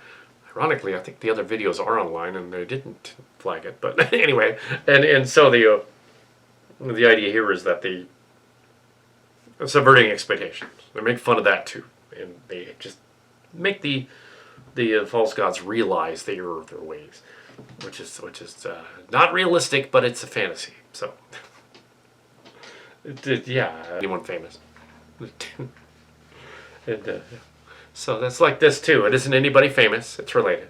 It's just Karda 2 and 3, and the Karda movies. Once they're now the trilogy, will be hopefully get more views than just 6 or 7 on the channel. 6, 7. Brah. Actually, even that side. Yeah. Where's that brah thing coming from? Because yeah, Sunday school class and stuff. Like, the kids are not involved in writing any of this. But it's like, they don't say bruh either. They say 6, 7 a lot, but they don't say bruh. They really don't. That's more the 20-something generation that's millennial Zoomers. They say that. The millennial Zoomers say that. They go bruh, bruh, bruh. But that's not kids. That's like 20-somethings. Between 20 and 26, 27, they say that. But yeah, it's the wrong group. Yeah, so. Anyway, so, well, what I'm referring to is that when, well, not just the Avatar movie, but other movies are doing it. They connect to the other brother guy, and they're trying to be hip. They're trying to be cool. And they're like, yeah, we're going to say bruh every other word. Why? Dude, bruh, dude. I make fun of that. Yeah, they also, hopefully this dialogue actually makes sense in the story. And also, Corey Vet is mentioned. Okay, Corey Vet is one of the first Karda. Because of Karda Material Bot's original Material Bot. Karda. Similar to Capri Karda. who was set on fire in Karda to return right in the beginning. Oh, Karda. And Karda was, as a toy, was a purchase from a cheap mall shop store. It was actually a Ford Mustang toy, but they didn't make a Capri one, so the original was even cheaper. The original one, very technical but cheaper. It had like little moving parts. Yeah, but it got destroyed in the story. Yeah, so Corey, that was just another one of those. And the inspiration for Sideways, in Sideswipe, in the most hard to transform Michael Bay Transformer. It's a little head inside, head flies off. I don't want that one. Yeah, one of the hardest to transform Michael Bay Transformers. Yeah, they could have engineered that better. Those are like blender parts stuck together. Anyway, so yeah. And Transitron is in it. He said, oh, he's got the transit guy in there. How can he do that? Then that copyrighted too? It's not, because they didn't release it. It's a deleted scene from Rise of the Beasts. We can use it. So we're using it. Yes, we're using it. Royalties. Ha ha. No. Not really. We can just use it, because, yeah. They took it from our fan series, and they're like, oh, we can't use that. That's from, no, that Kal Kat guy. We can't do that. He's going to have to pay him. No, we're not doing that. Okay, we'll cut the scene out. Oops. They didn't really need to do that. Whereas Big Tim had more to do with Transformers 1 than I did. But yeah, that was fun too. Optimus Prime. That's another Dude Bruh movie, by the way. Transformers 1. Dude Bruh, bruh.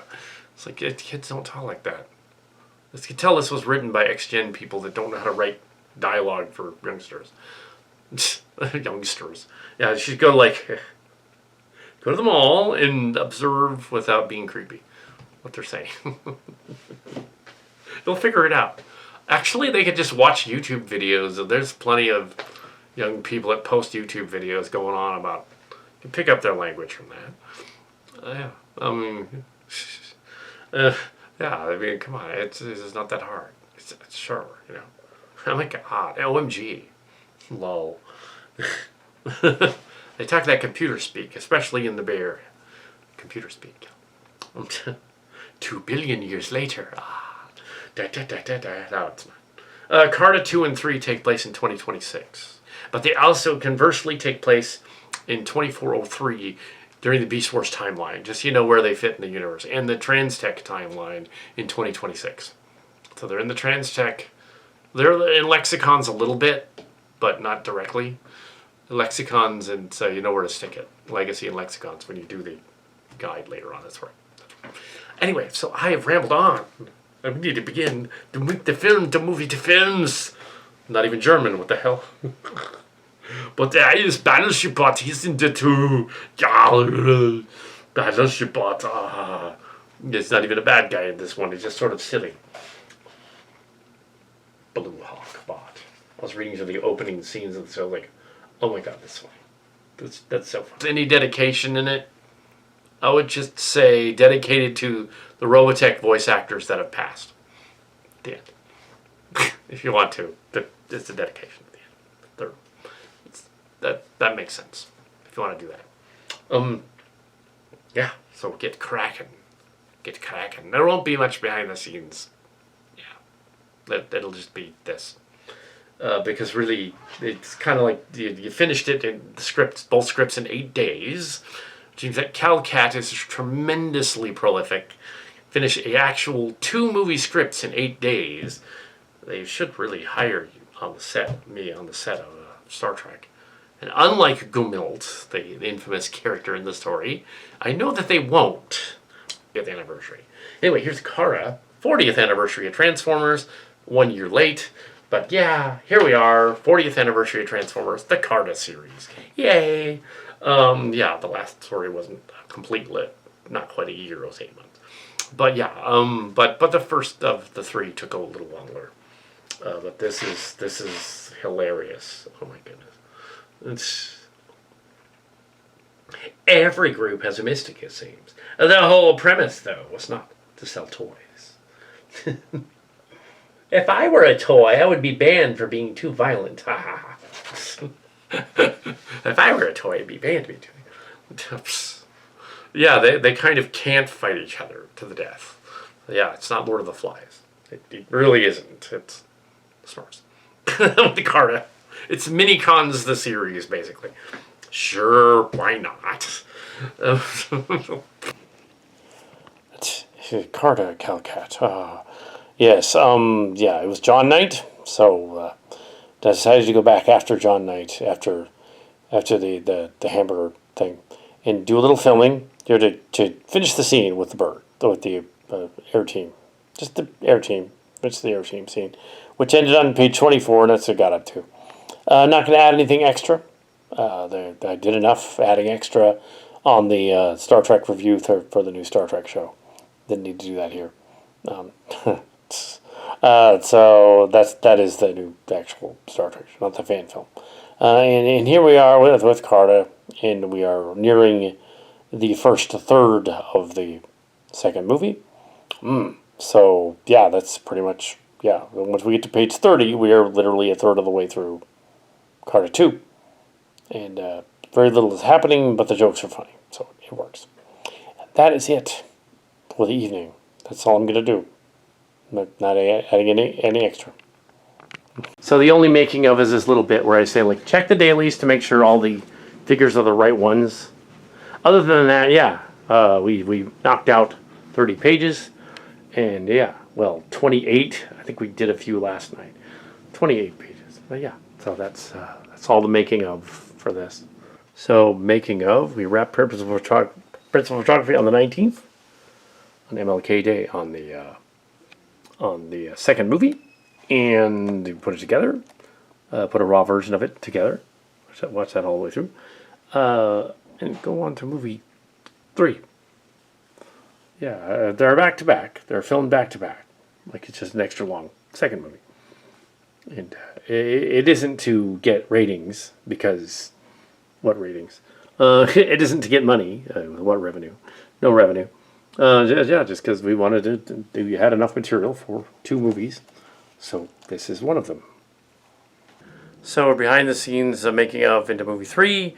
Just wanted to chime in and say, like, oh, it's movie 3.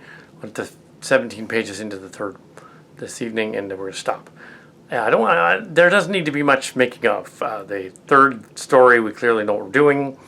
The second one, we had to build up to the story, and then this one, they know their skills. That's all I was going to say. So they know what they're doing. They're going to come back, and by the middle of the first, they all get together by the middle of the story, and then they're back on the planet, and they go to the third base. Yeah, all that. It ties into the SDF Autobot mythos, the other series, effectively, because we have footage of older ships. We can just use that. Okay, brief making of. Just note that we have reached the halfway point of movie 3, and yeah, that's pretty much it. Halfway point of movie 3, and yeah, we're gonna watch the dailies and then keep going tomorrow with more of movie 3. Yeah, so yeah. 25 pages today. I think somewhere around that. Yeah, so 75 pages. Yeah. 15 minutes tomorrow. Finish it. Finish the movie films. Yeah, so there were some scenes that were redone in the script, but since, as we noted with other movies before, if you don't know the scenes were redone, you don't know that some characters were changed back to other characters or switched, it doesn't matter. there were some characters that were switched back. There was a lot of extra Kappa Gamma, and I know that he was supposed to be important, but he didn't fit in those scenes. It made more sense to give them back to those characters. Also, some other scenes in the human scene were changed. Yeah, so yeah. This is Kal Kat, the Kal Catster on the set of Karda 3, 2 and 3. Yeah, this is the third one. We're at 75 minutes, and I thought to chime in on some of the making of that briefly in here.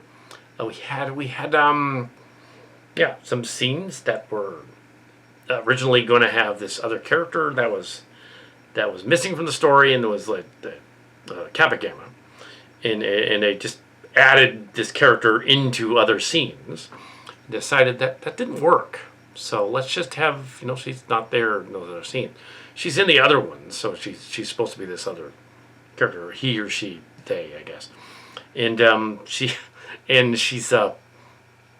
yeah. So we do hint at that she's also a reflection of the character of Zabrina, who is in the other timeline in the ethereal plane as well. So they've created a Zabrina, or the Vok have sent a Zabrina, an envoy is Zabrina into their midst, because they're pretending to be Vok. Turns out the bored aliens are pretending to be the Vok, and they have a Q with them, so he's also pretending to be the Vok, and so there's a Q. There's a Chiron and a Global and some other characters. So our main villain cast is established near the end of the movie. About the last third. The only villain cast is these dozen people. How can they take over the ship? There's only a dozen of them. It doesn't make any sense. Well, just go with it. It's fine. So yeah, it's a Karda movie. It's not taking itself terribly seriously. I had to rebuild that bridge at the end. That was fun. So you have so yeah, some characters were changed, some characters were changed back. There was a mix-up in the script where a character where in movie 2, the end of movie 2, there were these two guys. It wasn't really a mix-up. It was a mix-up of their personalities, or a trick mix, and Slam Trip and Slam and Slep Trips, and the two characters were their personalities were mixed up. We realized, I realized that okay, the trick mix character, his Vok counterpart is killed off at the end of the second movie, so it can't be trick mix later on in the realm. It's got to be somebody else, unless they just brought it back and said he wasn't dead, like they did with the Queen. They could have done that, but I thought, no, it's more punchy if it's the other guy, if it's Slam, and also in the script it also called for a slightly different introduction of the humanoid realm, and I thought that it was more punchy to have them go after the rock thing, and then they're humans immediately, and we discover, oh, what happened to them? They're humanoid in this realm. Which will become apparent later, because they didn't go all the way into the castle. What happened is the rock had a space bridge, and it pulled them into this realm, which is fake. It's a fake realm. It's fake. So it's going to happen. So it was like, okay, they're in this realm thing. They have powers, but they're limited, but they can mess with them. Jules and the Daughter. Jules and the Daughter is not anybody real. It's just a thing. That is really why it's pitiable acting like that. And it's in this version we made it the Locarno lady again, even though I think it's Vaughn Duick's character, the character. But yeah, we made it a Locarno and Tamara, the two Daxes in there. None of the Daxes lost a daughter. That's not what happened. It's just a story. Made up story, and they're not Daxes. They're supposed to be somebody else. The Jules, whoever Jules is, and the originally Jules and the dog were going to talk back and forth to the alien, the Sabrina, and the other ones, and they decided no, she gets reformatted when they enter the realm. Jules and Pitiable are back to being a Terran again. They're just back to being a Terran lady. Makes it simpler. She can just interact with the others. I like that the bus guy turns into a Picard figure. It's not really supposed to be Picard. It's just Steve Clark, but old, because he would be, because he'd be in his, he'd be 10 years older than me. He'd be in his late 60s. So he reappears as late 60s. Sure, it's not really Steve Clark. We just took the name from Pine Hill. But yeah, he's the school bus guy. The school bus, and he realizes, oh, I'm a human. I'm not a school bus anymore. I'm not a protoform. I'm been transformed into this humanoid thing, which means that technically, yes, there are other versions of them in the other realm, which means they could bring that other guy back, but they don't. And there's a traveler there too. but yeah, the humanoid realm, and that's all I was going to say about the humanoid realm. because that's what happened.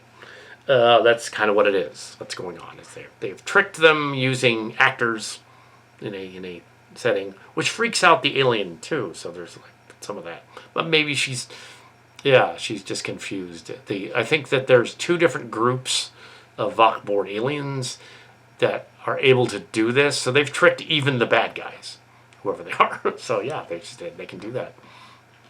And now they have to solve the mystery. Now at the end of this story, 15 minutes to go, they have crashed the SDF Autobot ship on the planet. There's another SDF Autobot ship there as well. That's the third ship. There's no fleet. So that puts fleet out of the story. There's no fleet. With footage from the Transtech, extra footage that we found. Just use that. It's my old footage. Just use it. No need to make any new models, new ships. The whole story is all kind of, just use that. Yeah, the one from the other one is the other one. It's fine. It's not even the SDF-3A. It's the SDF-3 from Transtech Space Bridge, and it's the SDF-3 from the remake of Transtech Space Bridge and Transtech the movies, where it's different, slightly different, larger, made out of wood instead of the original model, which is the redressed model. They're both in there, and it's just very brief, so it doesn't really matter. I don't even know how we're going to do the ship crashing, other than just close up of things happening. It comes down. It doesn't. It's not. It's a Karda movie. It's done like we had the ability to do this in the 80s and 90s. We had the ability to just do the thing in the 80s and 90s. It's not really the first one was more of like a teen story where I was like a teenager, whatever. But I didn't. I was just pretending. And then I wrote it years ago, but the rewrite is written now. Yes, it's a reboot. These other two are part of the reboot, and they're written from college age time, so they're a little later. But yes, and yeah, they have similarities to the Avatar movies, which is why they're spoofing that. Why not make fun of them? But in that, they have the ability to go here and that, but they can reboot the sparks into other things and make themselves of two minds, and have two different people have the spark share their minds. Beast Wars did that. Beast Wars and did that. So we know they can do that in the canon. Yeah. So, or they can not, or they can just be crazy and just be like, oh, they're schizo and they think they're dead sisters flying around. It's also using that Night Racer is the one that killed the sister in the other timeline when they were Transformers.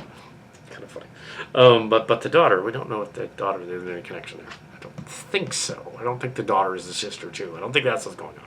I think the dogs are just, they have another thing going on with their dog issues.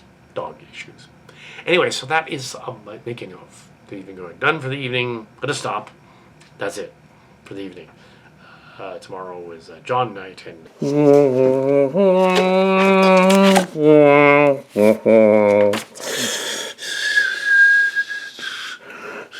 this is Karda 3 wrapping production set of Karda 3 in the old studio. Yeah. Yeah, wrapping production. Maybe this is the last movie this year. I'm not sure. Maybe then one more. Can we crank out one more? Not a Karda one though. No, we're done with Karda. Yes. But yeah, this last Karda one in the studio. So there we have a Transformers story. It's been a while since we did one, and finished up the Karda trilogy. And there's a Jetfire. It's one of the Jetfires that survived all those years. There he is. So he rebuilt the bridge, and I came back, and anything else extra? I don't know. A little bit weird, but that's fine. Okay, so this is a behind-the-scenes making of adding to Karda 3. Karda 3. There's not much to add to the making of 2 and 3. It's just this. I've got to go on to put the two movies together and then see if there's any other making of after you put the two movies together here at the end of January, and have them hopefully come out by early February. Probably early February. So we'll see. Karda 2 and 3, fairly decent movie shoot. There were some bugs here and there, but mainly Just putting out the dialogue, something like that. I don't think it was much of a problem. It followed its course. It worked. We wanted to originally the first Karda movie was meant to be a solo effort, a solo movie, and then of course the original OG Karda. There was a Karda 1 and a Karda 2, and then Karda 1 was in '86, roughly '86, '87, right after the movie and Transformers movie, and Karda 2 was in 1994. So it was after Generation 2 had tanked. Transformers Generation 2 was mentioned in there a few times. That was Hasbro's attempt to literally repackage and reskin old episodes of Transformers and reissue old toys that were from 10 years earlier. That was their weird, or 8 years earlier. A weird attempt to say like, oh, okay, well, here's a sort of a show, but it's not a show. And it kind of killed the robot craze for a couple of years until Beast Wars started in '95, '96. But yeah, we kept going through all of that. Yeah, you could tell that there was angst there in the beginning, early '90s with some of our stuff though. Till R1, our version of it, the Final Adventure, our version of it, kind of thing. And then Karda 2, Trans 2, not to be confused with Trans People, but Trans 2. Transformers, Trans 2, it opens with like several of the main characters getting killed, just to be angsty. It's the early '90s. With Karda, it was kind of the same idea. I'm going to be killed. This one we wanted to reboot. This one we wanted to say like, okay, if you're going to do one of them and maybe two more, because it's usually a trilogy. We didn't intend to, but it was merely because like the Transformers reskinned thing. I was like, you know what? I'm annoyed that no one's watching my Karda thing on my channel. So I'm making two more in hopes that somebody will at least watch the two more. So, two more, two and three, filmed back to back, in late December, early January of 2026. Mainly early January 2026. Yeah, it was early January. And after the Star Trek stuff was done. And yeah, we'll likely be putting all the sets and stuff back away, but maybe we won't completely strike the sets just in case. I don't. Maybe they could just be packed away, and opened again. Yeah, but yeah, the Karda 2 and 3. And there's nothing really extra. The only other extra interesting oddity is that Starfleet Academy show has started, and it's kind of like Starship Locations. It's a lot like it. And there's a character called Genesis in it. So again, Star Trek and some other property has borrowed a name from us. During the Transformers run, the 1986 Karda character was Misfire. And they introduced a Misfire, a different character, in Transformers. In Beast Wars, we made a Transmetal Dinobot that did it first for the contest. They used the design, but then, of course the toy was different. But yeah, even Transformers has been a Requiem Blaster. You're the first person to mention the Requiem Blaster by name in one of our fan films. And it was supposed to be a Robotech gun kind of thing from Robolinks, the action figure line. But in this one, it was supposed to be Megatron's gun. That's all the lore, the Transformer lore goes on. We've definitely been connected with it over the years, off and on. It's definitely on the same wavelength. Now it crosses over with Star Trek because we have Genesis and Genesis. Genesis the cat. It was Genesis goes back to Genesis the cat from the 80s. He was similar to our local Sox the cat, the Sparman neighbor's cat, but he was Cantrell's cat. And he got out many times and impregnated all the cats in the neighborhood, leading to the legend of Genesis. Also, he was very large cat, 16, 17-pound cat. And Houdini is not a descendant, but he is also about 16 pounds. But yes, not a descendant of him. So he's fixed, though. He can't have kittens. Yeah, Abra and Houdini. Kadabra passed away a couple months ago, but this other cat she's not supposed to be the daughter character in the story. No, that's goofy. It's just somebody else. I wanted to give Pity Bull a backstory, and I thought like to give her a reason for being angsty. Also the ending of this episode, and we are going to just talk about this. I mean, I'm just going to go into this episode. The ending has changed, from the script, and some other scenes were changed from the script because there were characters that were put in and added and written between the lines in there that didn't really need to be in the third movie, and were kind of just left out, just because we had to tell the story instead of just having them ramble on. So they're telling a story. And when they go into the other realm and they meet the other guys, it's not really a realm at all. They were just projecting their minds into the other part of the ship, the near the vault. It's the ship, the protoculture matrix thing. So is it that the character of the daughter in the story, is she supposed to be? It just acts. It's just Locarno. Kind of. Yeah, it's just a Locarno figure. And she's a traveler. Changed that slightly so that it made more sense that she has gone to see Jetfire, but she's a different girl than the one that died, because that doesn't make sense that it would be that one. And the universe is connected. 2026 is connected to 2403. Does that mean there'll be a Transformers meets the Karda meets Star Trek? Not currently. There isn't any plans to make anything like that currently. We still have the toys. It's entirely possible. But not saying there's going to be anything. Not going to be like that cheeky guy, Scott Grimes over there, Orville, a year and a half ago at a convention going, oh, things are going to happen in January 2025. Well, it's January 2026 and nothing happened. And well, that's on a different tangent, but the idea that somebody says something cheeky. And then the creator of the show then doubles down and makes it all mysterious. And then nothing happens and he says, it will never happen. No new Orville. They were never going to do that. So I will not do that to the fans of the show. If there are some still left over, I will not do that. I will not say, oh, there's going to be a thing coming up, and there isn't one. Usually when I say there's a thing coming up, there's one or two, or even three when it happens. Most of those old scripts were chucked, so yeah, these were new ones, done for 2 and 3. Using some voice assistance, but most of it was rewritten over anyway. That is dictation into a computer. The dictation didn't work very well, so kind of had to do it over. So it was not AI at all. Not really. Not really. No. The spoofing of Avatar and a number of other things is just part of the story. It's also connected to the story. They're doing what they do because they're like avatars. They're little figurine things that represent a humanoid or a spark form or a transformed form. And I like how it's tied into Beast Wars, which came many years later, the 90s.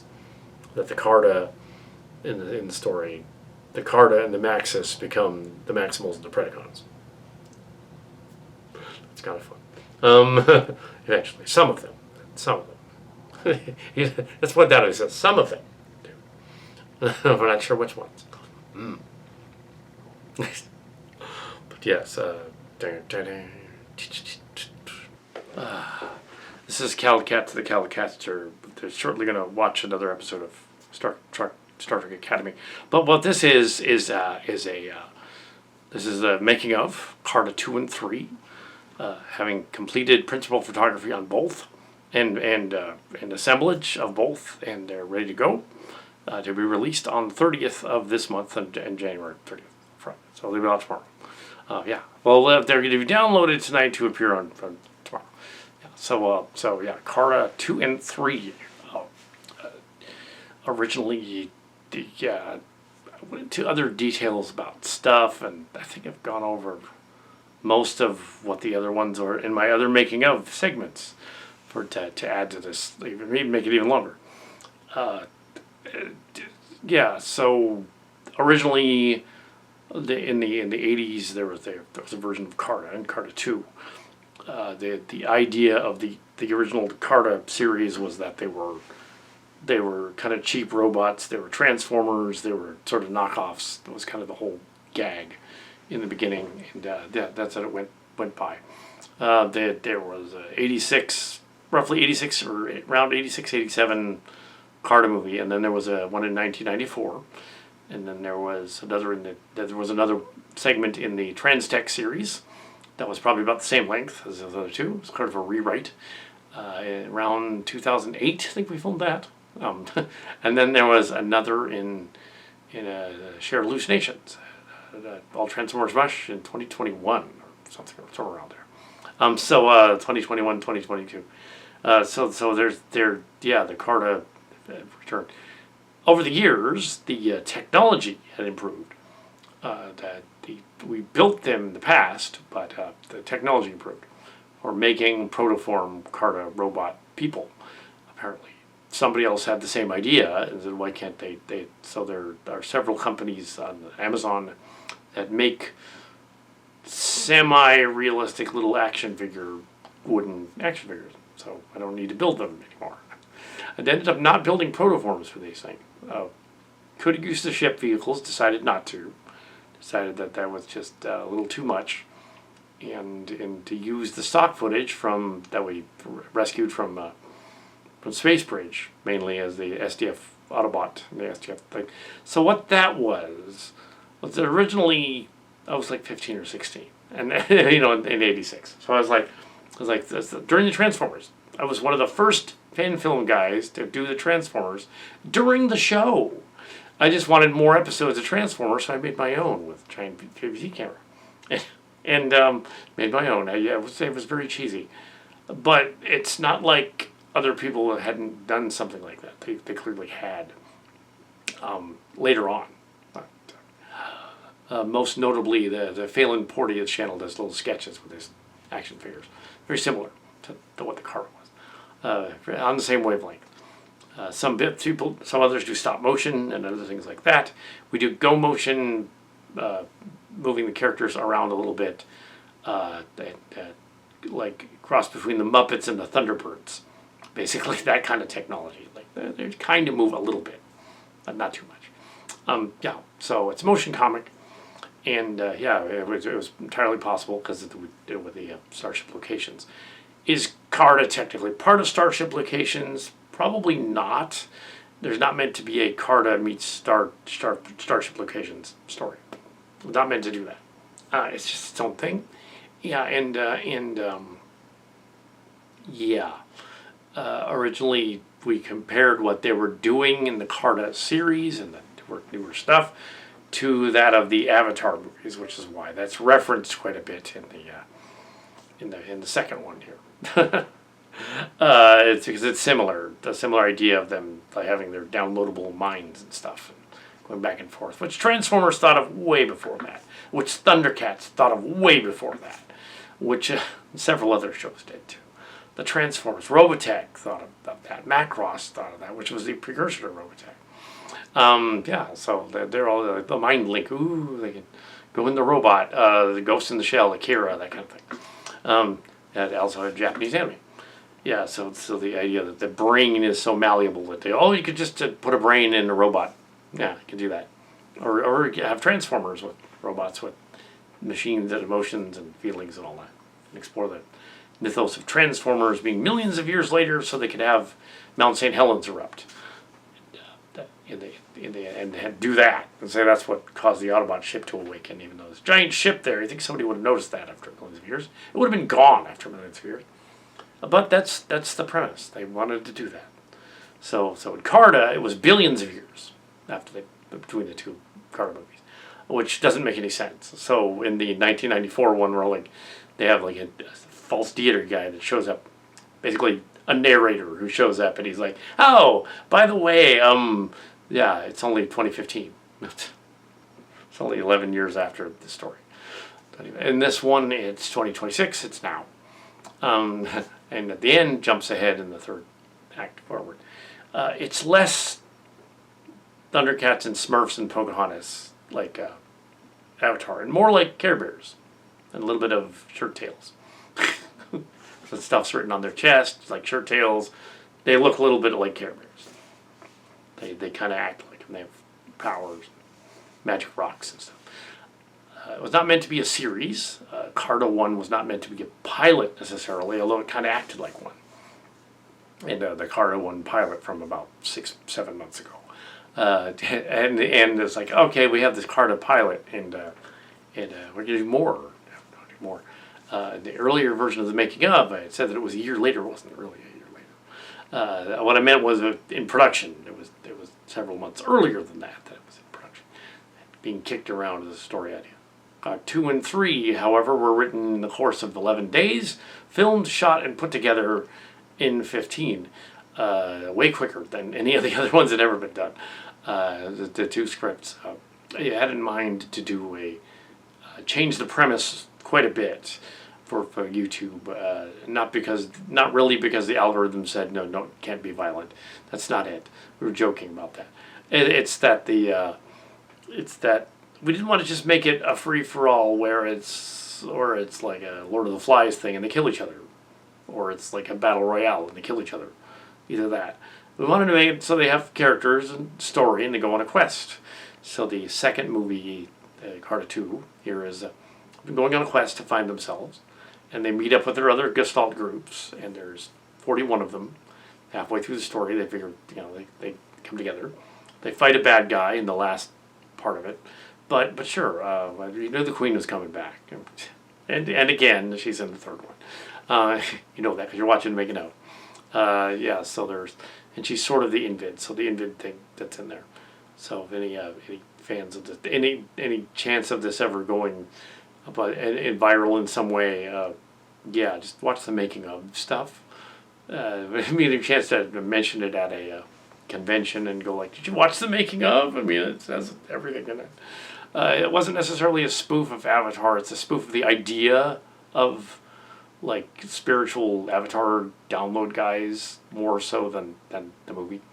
Yeah, the movie was a train wreck, but it won $1 billion.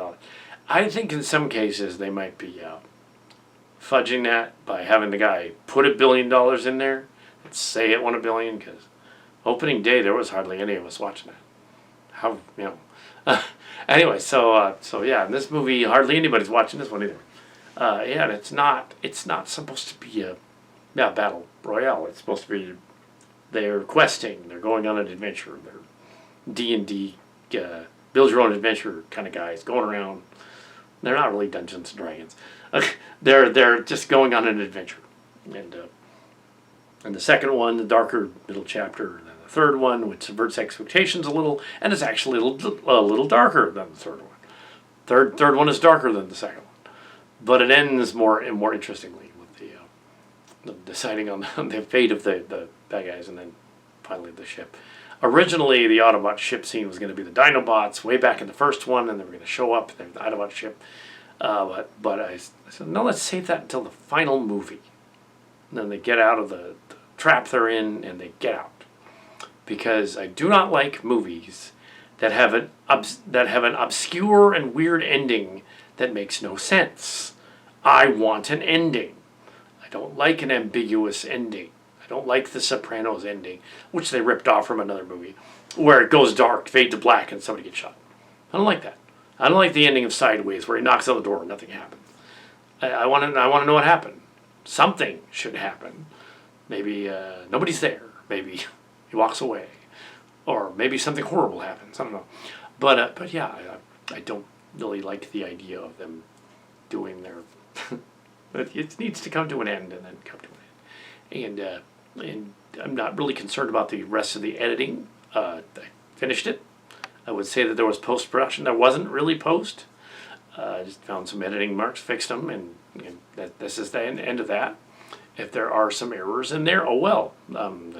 It's not technically on the books, even though there were no books. It's not technically in the studio.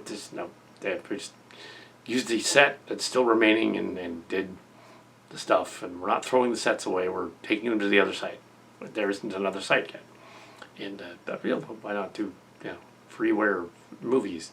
If I do free movies with my animation software, something doesn't cost anything. So go do that. Yeah, so there's the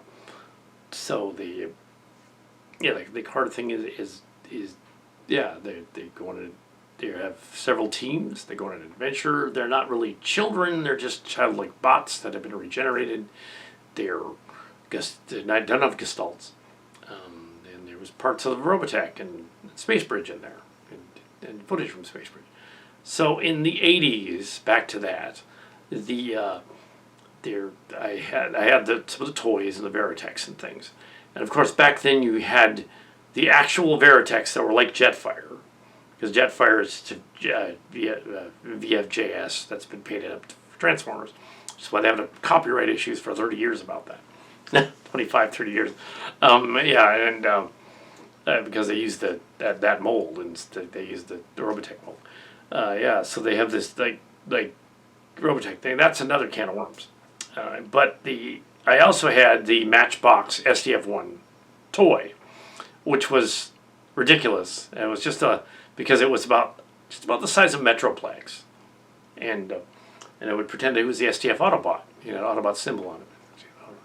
So when I was 16, and it's tied into the goofiness of that Cameron Family Video series that is Avatar, because he's clearly trying to get back with his strange children. And he was clearly thinking back to when he was like 16 and saying, well, what do they talk like now? Let's say I haven't say bro or the other word. So I had a joke in there a couple of times. I was thinking, well, would Cameron be mad that we were kind of spoofing his movie, kind of, or at least talking about it? And I don't think he would. I think he's both pretentious and smart enough to know that he would just say, yeah, that's what we were doing. And that's what you were doing, to the tune of Blue Thundercats and Smurfs. So and Pocahontas, that's what he was doing, dancing with wolves with blue Smurf cat things, giant Smurf cat things. Also Zentradi from Robotech. Come on, Zentradi from it's Robotech. Except the Robotechs were the good guys. The Zentradi were the bad guys. He's got it mixed up. And some fans think they've mixed it up and they figured out, the Navi aren't really native either. Well, that's a cop-out. No, they are. That's stupid. That's a cop-out. It's like saying, the colonizers have an excuse. But they don't. They don't have an excuse. But that's another story. That's another story. So in this one, the parallel is that in the third story, they learn at the Karda, discover, that the colonizers on the planet are not as big as they think they are. And there's more of them than the colonizers. And they can just overpower them, which is a classic empowerment fantasy. So they're going to go and overpower them. That's basically the plot. But on the way, we discovered that they have apparently cumulative mind powers, and they're able to get into their minds and hack them and pull them into there where they are humanoid in that other form and through the stones. The rocks have the ability to go back and forth to the creation matrix and visit, and the matrix of leadership and stuff. See that. It's not that they're transmuted there; it's that their mind is. So and they come back. Their mind's not there anymore, and that's how they figure out the bad guys are plot. The bad guys have assembled about only a handful of bad guys on the planet, but they think their scientific experiment is ruined because of the Karda. Which is not really colonizers so much as they just wanted the energy. They wanted the energon from the rocks. And that's all. Yeah. Not really colonizers, but they because it doesn't get that deep that they address that. I did leave disclaimers up. First Nation people should be respected and stuff, and other people should be respected. Disclaimers, just to make sure, we're not making fun of anybody. And we make fun of the bad guys, if anything. And we're not really poking fun at the Avatar movies that much. We're sort of poking fun of the idea of them having abilities to download into other minds and stuff and other bodies, which Karda could do from the beginning. In the 80s, they could do that. They could easily do that. They had that ability. That goes back to the 80s, so Cameron kind of got it from us. Indirectly. Well, we stole it from Transformers, though. We stole it from Autobot Spike. So, and they stole it from Frankenstein. Sure. It works in the story, in the context of the story. Their minds are doing that. Their mind, how do you show that? Well, you show that by having them appear in the realm. Then later on, they find out that the realm is actually a place in the base they go to. The base. And then they find the vault, all that stuff. So apparently the SDF Autobot ties into this story. He was left abandoned in the other story, rebuilt and abandoned. And this is one of the other timelines. So it's not necessarily multiverse and then changed to Battleworld like in Marvel. It's more like multiverse and Splinterverse. And then Planet Rosbocom is apparently in a pocket dimension thingy, but very much DC more than Marvel. But yeah, kind of both. But Transformers was a Marvel comic. So there's a little DC thrown in. A little DC, some nods to some of the cast from the church group, but not directly. They're not. And so some of them are listed in the credits, although they weren't really involved in doing the voices or the story, just inspired. I could go into a long diatribe about how that works, but I'm not going to. I want to get onto the Star Trek thing and review that. So this is just the Karda making of Karda 2 and 3. Hopefully it gets more play than Karda 1 did. But just to say, it didn't get very much. Maybe not that there are 2 more. Say, okay, it's a trilogy, and the figures are drawn better, and they're repainted better, and they go on a more interesting couple of adventures. Enjoy Karda 2 and 3, Karda 2, the Protoform Wars, and Karda 3, the 3 Starship Problem. I should probably explain that title a little bit. I might have earlier, but here's another explanation. I'm spoofing the 3 Body Problem series, which is based on the Zine books, because they claim that thing is Trisolar and Alpha Centauri, and it can't be. Because Alpha Centauri and Beta Centauri and Proxima, the closest stars to the Earth, are not an example of the 3 Body Problem. Proxima Centauri orbits 55,000 AU around the other 2 stars, well within limits for the planets that might be in orbit of the other 2. Alpha Centauri A and B orbit between 30 AU and 80 AU. They're in an elliptical orbit for each other. 30 AU is roughly from the distance from the Sun to Jupiter and Saturn, roughly, and 80 AU would be Neptune. So they could be planets in orbit of Centaurus A and B, and they'd be just fine. So a better example of the 3 Body Problem would be 40 Iridani Keyed Vulcan in Star Trek, which has a closer red dwarf and a white dwarf, the outer limits of it, which would be, 3 stars probably don't have an active planet because it would be in the orbit of roughly Venus to the Earth. But that other star is a K-type, so it would be closer, so it would be habitable.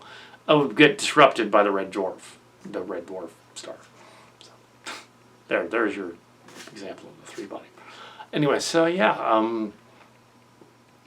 but then Andy Weir's made a show about a sun-destroying alien race called Hail Mary. There's a sun-destroying race where they zap the sun, make it. What? Huh? No, no alien race is going to have the technology to do that. It's just no. That's just no. I know Transformers did it with the star's going to go nova, and that was dumb too. And there was the episode of Star Trek, or movie Star Trek, Generations did that too. Oh, it'll blow up a star. It's like, you can't really do that. The scale alone is ludicrous. So in this story, it's on a planet surface. The 2 bottle shows in a ship show. Ship and bottle show. So it's ship and bottle. Planet Hell, planet set, and ship set. As I say in Star Trek. Yeah. And also it spoofs a guy named Gomelt in the 3rd one quite a bit. instead of James Cameron, who was a super fan of they called it Star Trek fan, who convinced a great deal of the internet 11 years ago, about 10 years ago, to that he was going to pitch to Star Trek, and several sites covered him. His stuff is still out there, but his script is a bit over that too, and his script was laughable. The fan backlash was amusing. I was on TrekCore, one of their websites, for 10 years.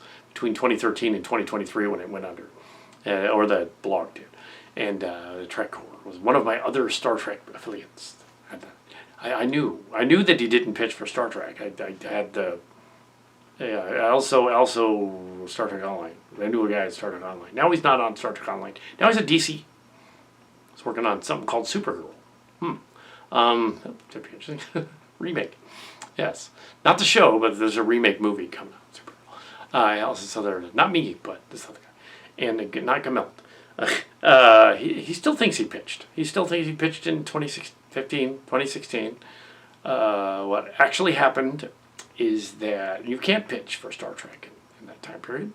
The new Star Trek writers were Abrams and Kurtzman at the time, and Orkey. And there were rules, and those rules said you cannot submit an unsolicited script to us. We will throw it away. They literally said, we will throw that script away. So this guy's a big spoof to the story. And there's, so he still thought he pitched. And then there was Kal Kat and Chimera, same guy. and there was some Star Trek writers that chimed in. I think now delayed. I think she's delayed. I'm willing to stop that.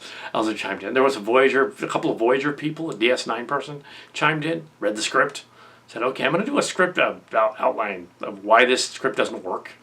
Your 3-hour script, starting with, okay, you're a script writer. It was never a fan film. That's the number one thing. What actually, your script, the number one thing is what actually happened, boiling that all down, is that Star Trek Beyond was going to come out. So Paramount sent him a letter. They said, we want your domain name. You can't use Star Trek Beyond for your little fan film thing. That isn't written yet. It's just a script. 90s script left on your website. We want that domain name. And he apparently doubled down and said, oh, no, you have to pitch. I want to pitch. I want to pitch Star Trek. And then you can do it. And they're like, no, cease and desist. They gave him a cease and desist letter. Said, we're just taking that domain name. So they changed the, they're not going to listen to that guy. He has a gamer from years ago. So they said, okay, you're not pitching. No, we're taking the cease and desist letter. And that's what it was. It was a letter and then a cease and desist letter. And then he had to change the domain name because the lawyers, that Paramount lawyers, a bunch of other shows like that happened at the time as well. Axanar and I just Bob Rod, other people, no relation.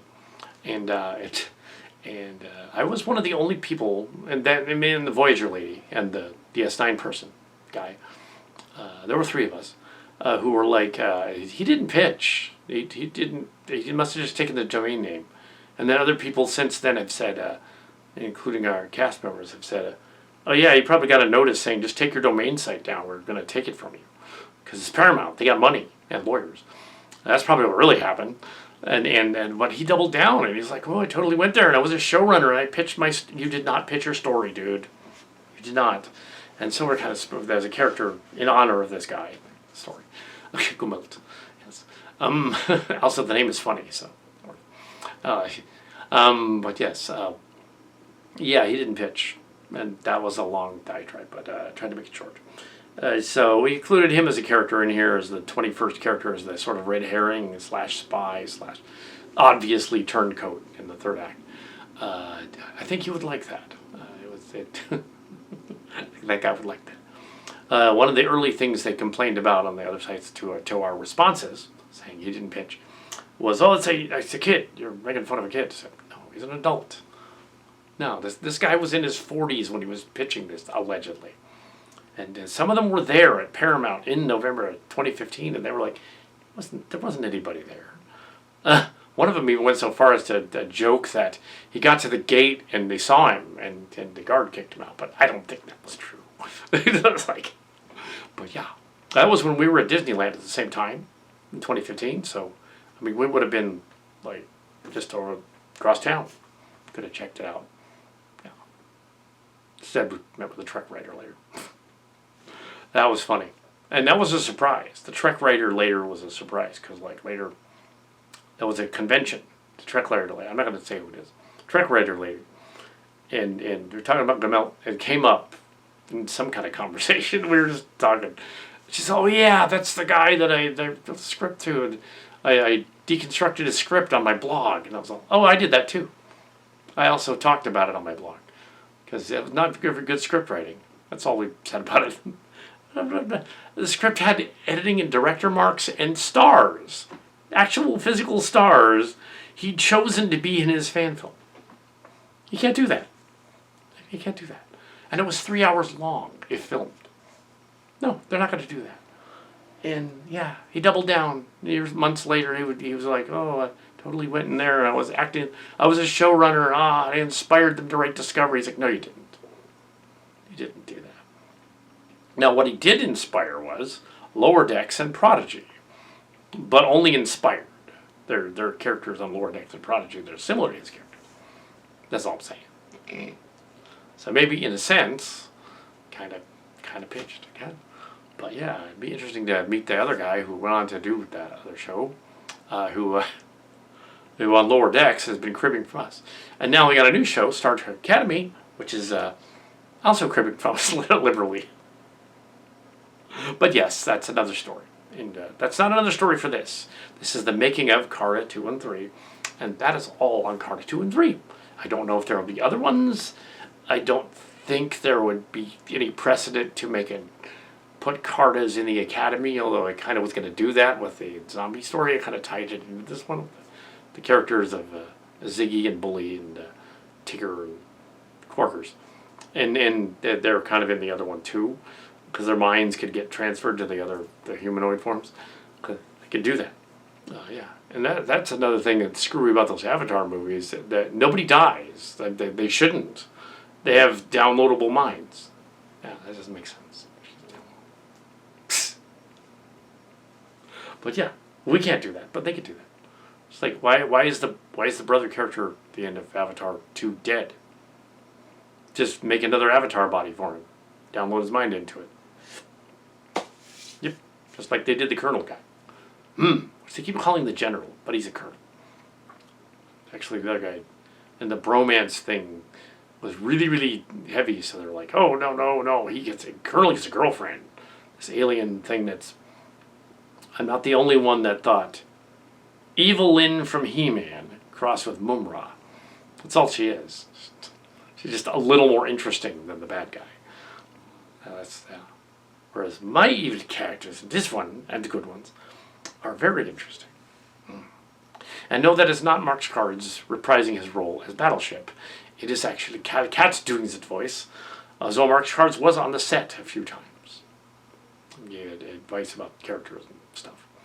You can see you can kind of tell where the Mark Cards scenes were. But it was only over the course of 13 days, so it was like,